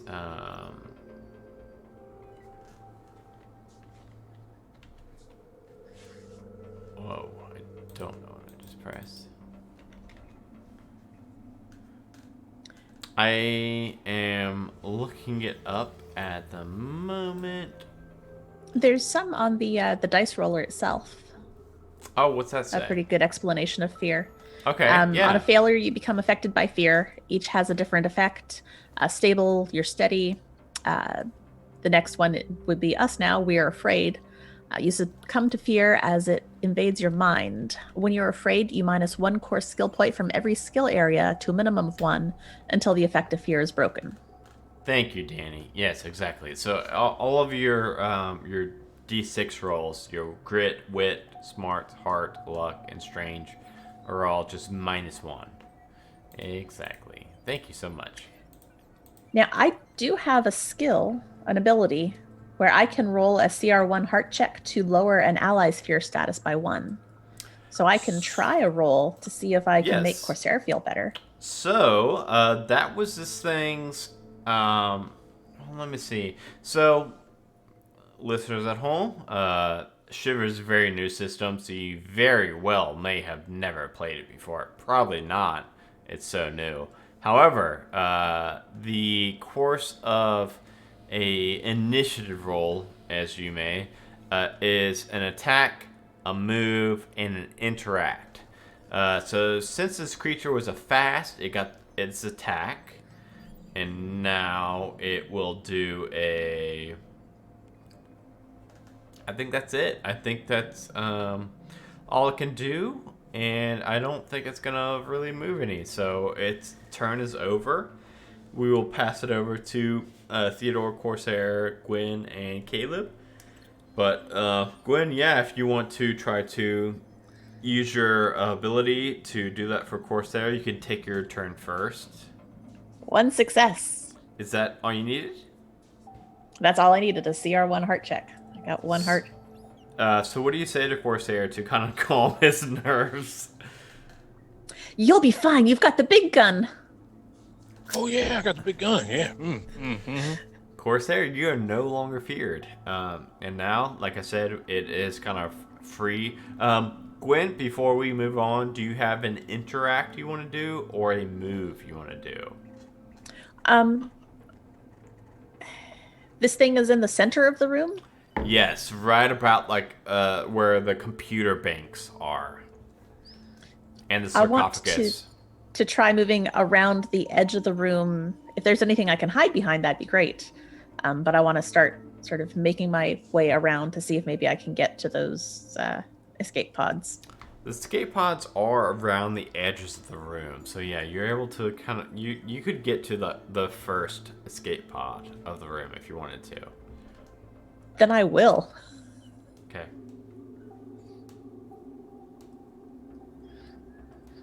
And then I think in that moment where they were like feared and I wasn't, I would have just been like rushing forward to try to hit this thing, I guess. How far is it? I mean, it's well within your movement speed. Okay, I just wouldn't like move way far away from them. I guess if I didn't have to, Yeah, would probably it like require 15 me to feet. do that? It's probably like 15, 20 feet away. So you want to run at it and hit it with your stun baton? Yeah, Okay. that I can use smarts baton. Smart baton it. Okay, so I just roll smarts and 2 successes and 1 strange. That will actually hit this thing. So how much damage does that baton do? Do you remember? No. Let me look it up again.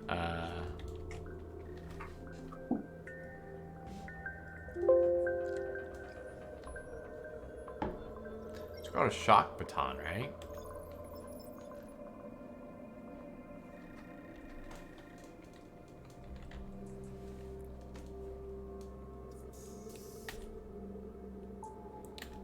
Why is that not showing up?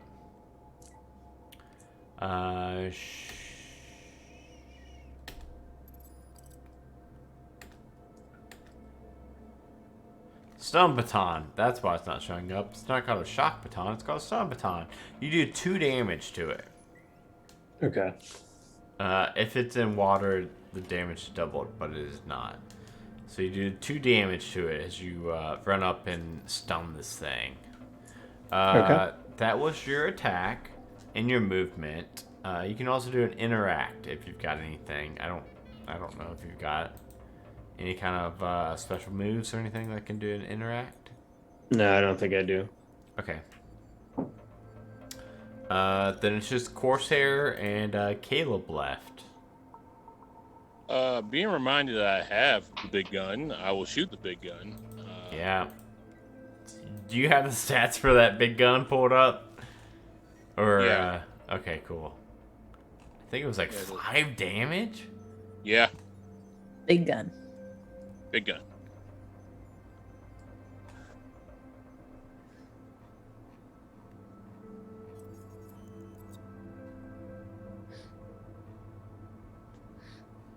Ooh, 0 success is too strange, but I will use my survivor skill, Deus Ex Machina, to re-roll that. Oh, nice.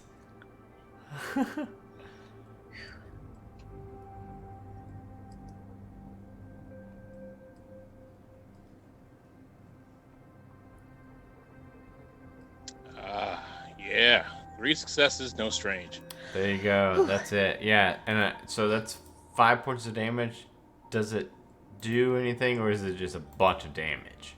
Just a bunch of damage. Just 5 points. So you are able to shoot this thing, and that bright red beam of light goes out from your gun. It hits into this thing, and a lot of like dust and sand flies off as you the beam goes right through its torso.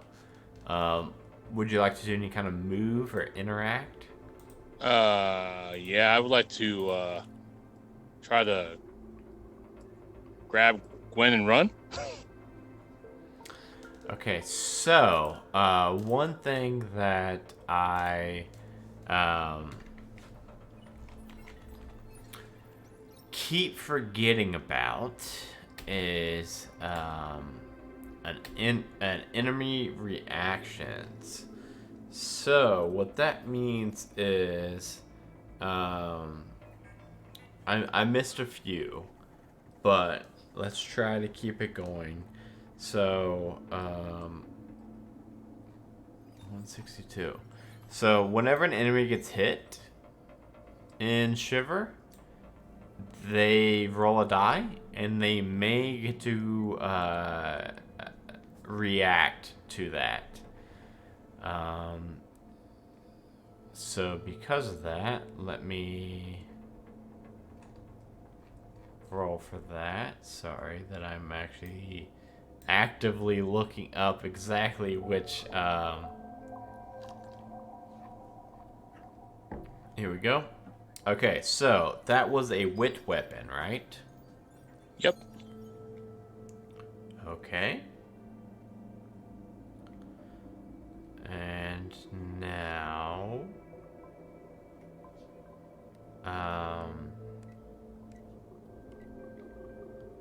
the director rolls a single skill die. Okay, so I'm going to roll a d6.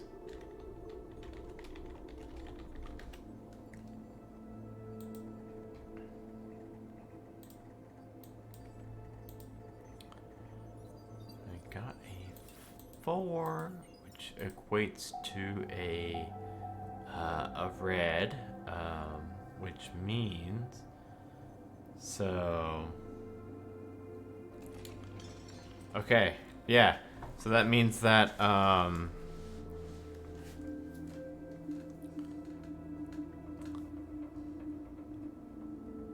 so for Theodore, as this creature is shot with this beam of energy, it pushes Theodore back and kind of tries to distance everybody away from it as it's taking all this damage. So Theodore, you are slammed up against the wall near Gwen and near the bank of escape pods. Okay. And I think everybody has taken their turn now. Is that correct? Oh no, Caleb. What's Caleb do? So Caleb is supposed to start with a weapon. Let's say Caleb has his clipboard, and I'll stat that as the baton, just to be easy. So with that, His clipboard's the same as the baton. it's a Not the stun baton, just like the guard baton. Yes. Oh, okay. I was Not- like, what? Not the stun baton. The It's like kid-ass a regular, baton. So, Okay. wow, with the 3 grit, he rolled a 2 successes. So you see Caleb run up towards this thing and just hit it with a baton, like in the back of the knees. And that's all Caleb can do. And we will now go back up to the creature. The creature is going to make an opposed... No. The creature is going to start to swirl around all of this sand, and it's going to start to spin up into a whirlwind. It's gonna hit Caleb, and then I guess now Theodore's a few feet back, but it's gonna use its movement to get a little bit closer to Theodore. And as it's spinning around, this creature's also spinning around. It's going to make 2 attacks for both Theodore and Caleb, and it is a wit check. Let me see real quick. Wow, 0 successes. So it is going to try to flurry out towards Caleb and Theodore, but it is going to wildly miss. And we will drop to you 3 plus Caleb.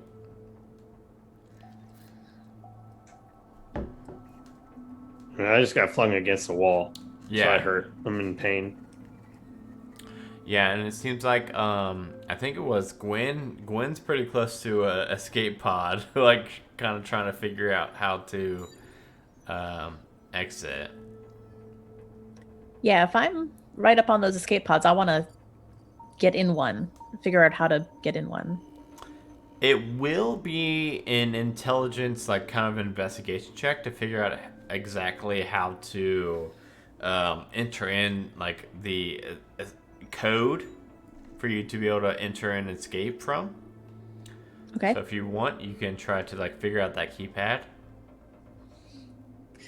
2 success. Whoa. Okay. Yeah, you can. I mean, it's probably somewhere buried in the HR training, exactly how to use these. It's very obscure, and not meant for someone to easily access, but you remembered it.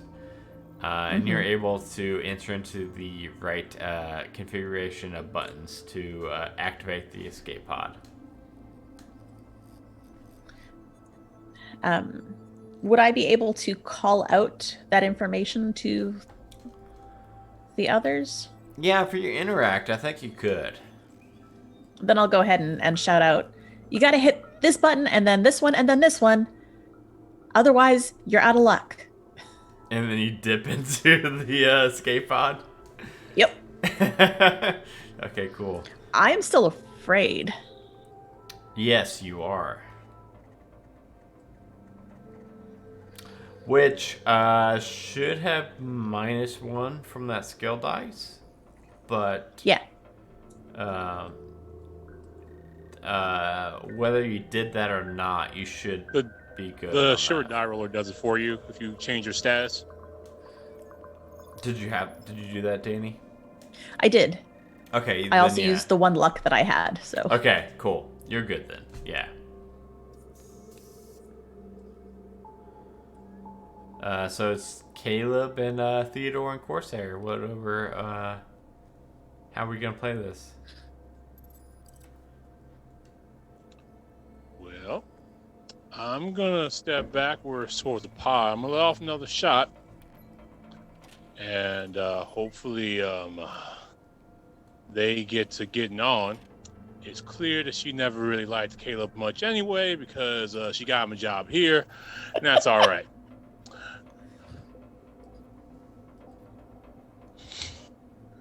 I guess I'm going to run over to a pod and try to type in the right configuration code. I think with Gwen yelling it out, I think it would be fine. I don't think we need to make a roll for that. Okay. I'm going to spend a luck, and hopefully things go well.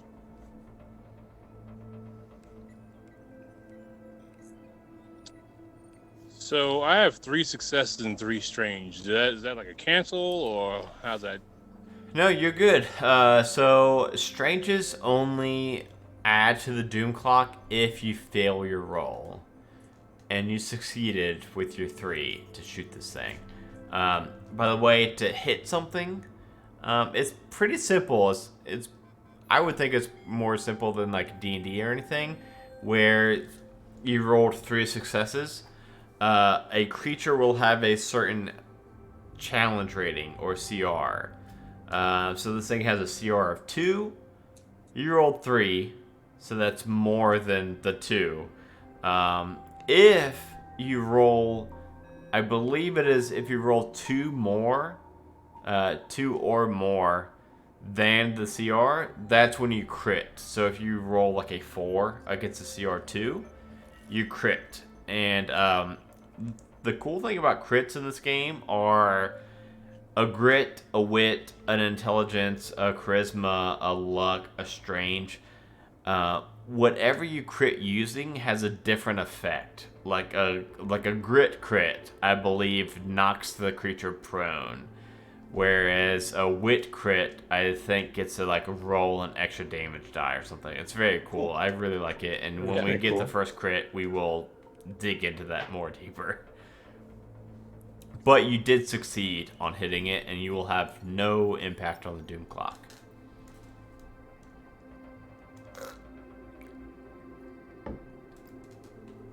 Which is 5 damage, right? Yep, 5 damage. Yeah, you shoot this beam of energy again into the thing, and knocks it back a few feet. But it is still standing, and it is still coming towards you, Corsair, as Theodore is able to enter into the keypad, the correct combination of keys, and enters into the escape pod. Corsair, what would you like to do for your interact and your movement? Anything? I'm trying to just tap the code like I'm on the back walls. Like shooting at this thing while you're backing into it? Okay, cool. Yeah, you're able to make that. I think I'm just going to have Caleb let's see. Let's have it where you three took like up the 3 nearest escape pods, and Caleb's got to run across the room to the furthest escape pod. I think that would be grit. Yeah. He's already under the guy, so that helps, right? I don't know if that helps or hinders. I'm just gonna roll Caleb's 3 grit. Oof. 0 success to 1 strange. Okay. So that's gonna take us up to 14 minutes on the doom clock. So Caleb starts to run towards the last escape pod. But as soon as he does,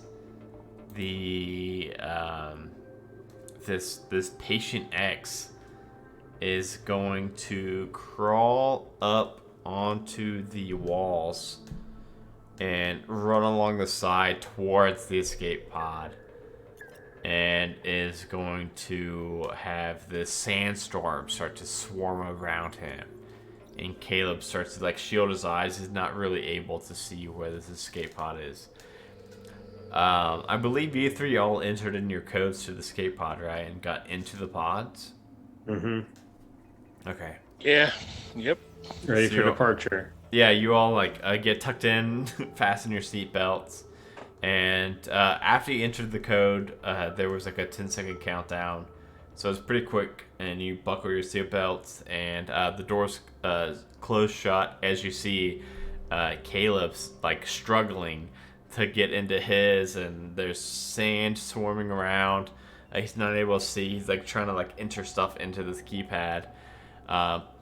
As your all's doors are like shut tight, and you just hear,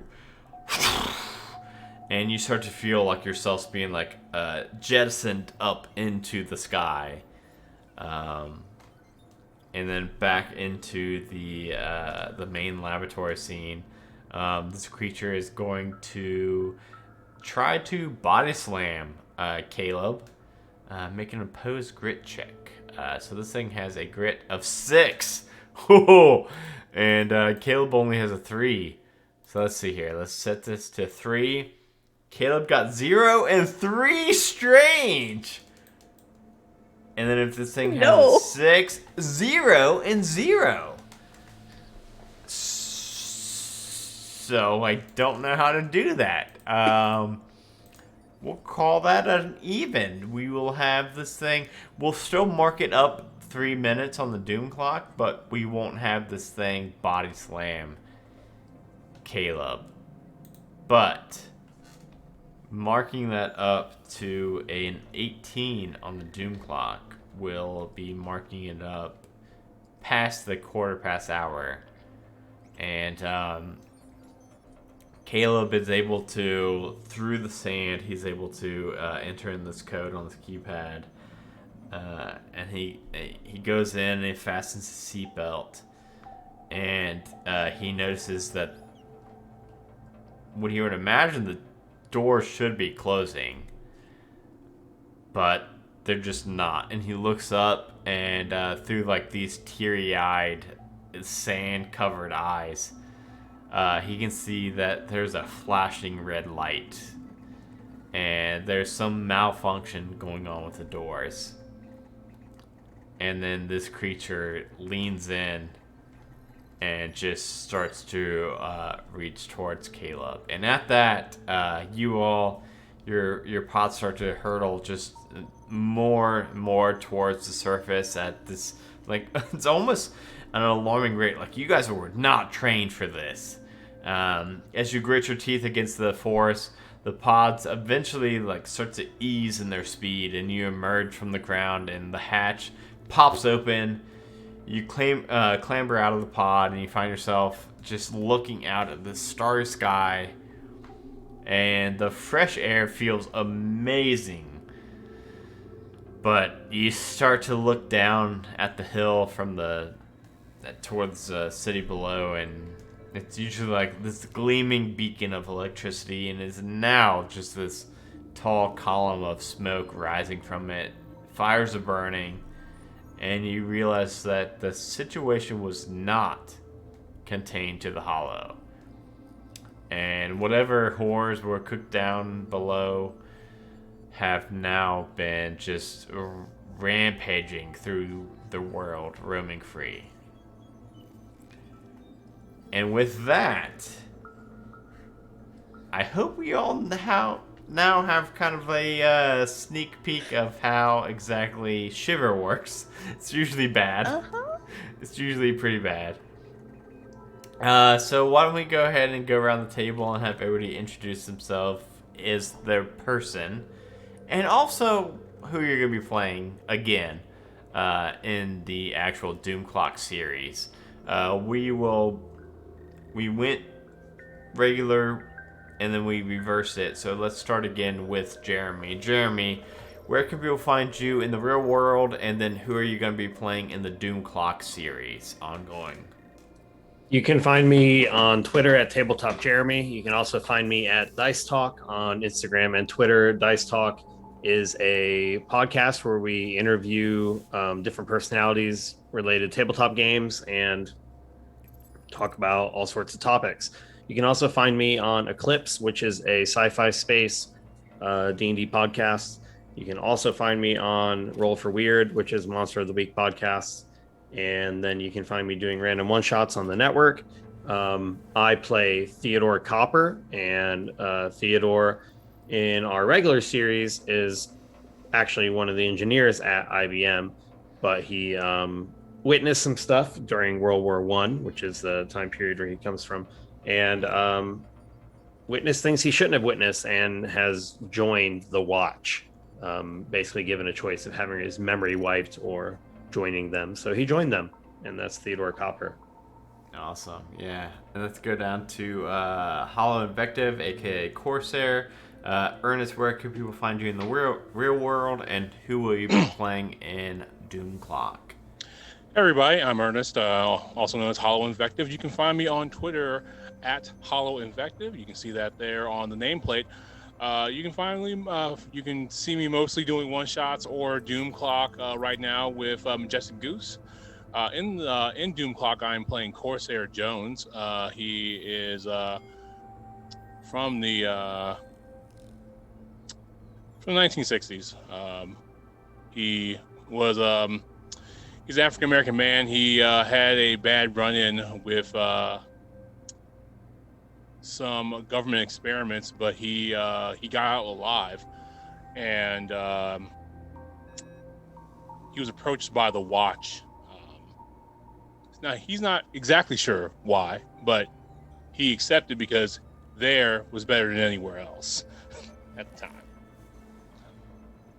And then Danny, aka Gwen, where can people find you in the real world? Danny, and where can overview of Gwen, please. It's getting late. I'm sorry. I am Danny. That's fine. You can find me on Twitter and Instagram as Danielle Lanois. You can find me hanging out here doing Majestic Goose stuff. I am one of the co-hosts of the That's Pretty Crafty stream every other Tuesday, where we talk about geeky things and make a mildly related craft. And you can also find me playing Layseth on Roll for Weird. And here I will be playing Gwyn Vandermeer. She is the socialite, and she got involved in this group because, well, she has a lot of money and a lot of free time, and she spends that free time learning about culture and manners of various historical periods. And so she seemed like an excellent fit for a group that would be traveling to various historical periods. Yeah, and if you're watching this on Twitch Live or on YouTube, video on demand, either way, make sure that you subscribe and follow to the Doom Clock podcast feed. This episode will be edited down and added, like, sound effects, music, and things like that. So even if you watch it live, you still want to subscribe to the podcast feed and leave us a 5-star rating review. Would help us immensely in the first few months of us. New podcasts have Apple has like some kind of like scaling mechanism algorithm where if you're very new and you get a lot of ratings and reviews, it's going to like just skyrocket you on the charts, which would help us immensely. And yeah, just follow us and subscribe on this Twitch page, I mean.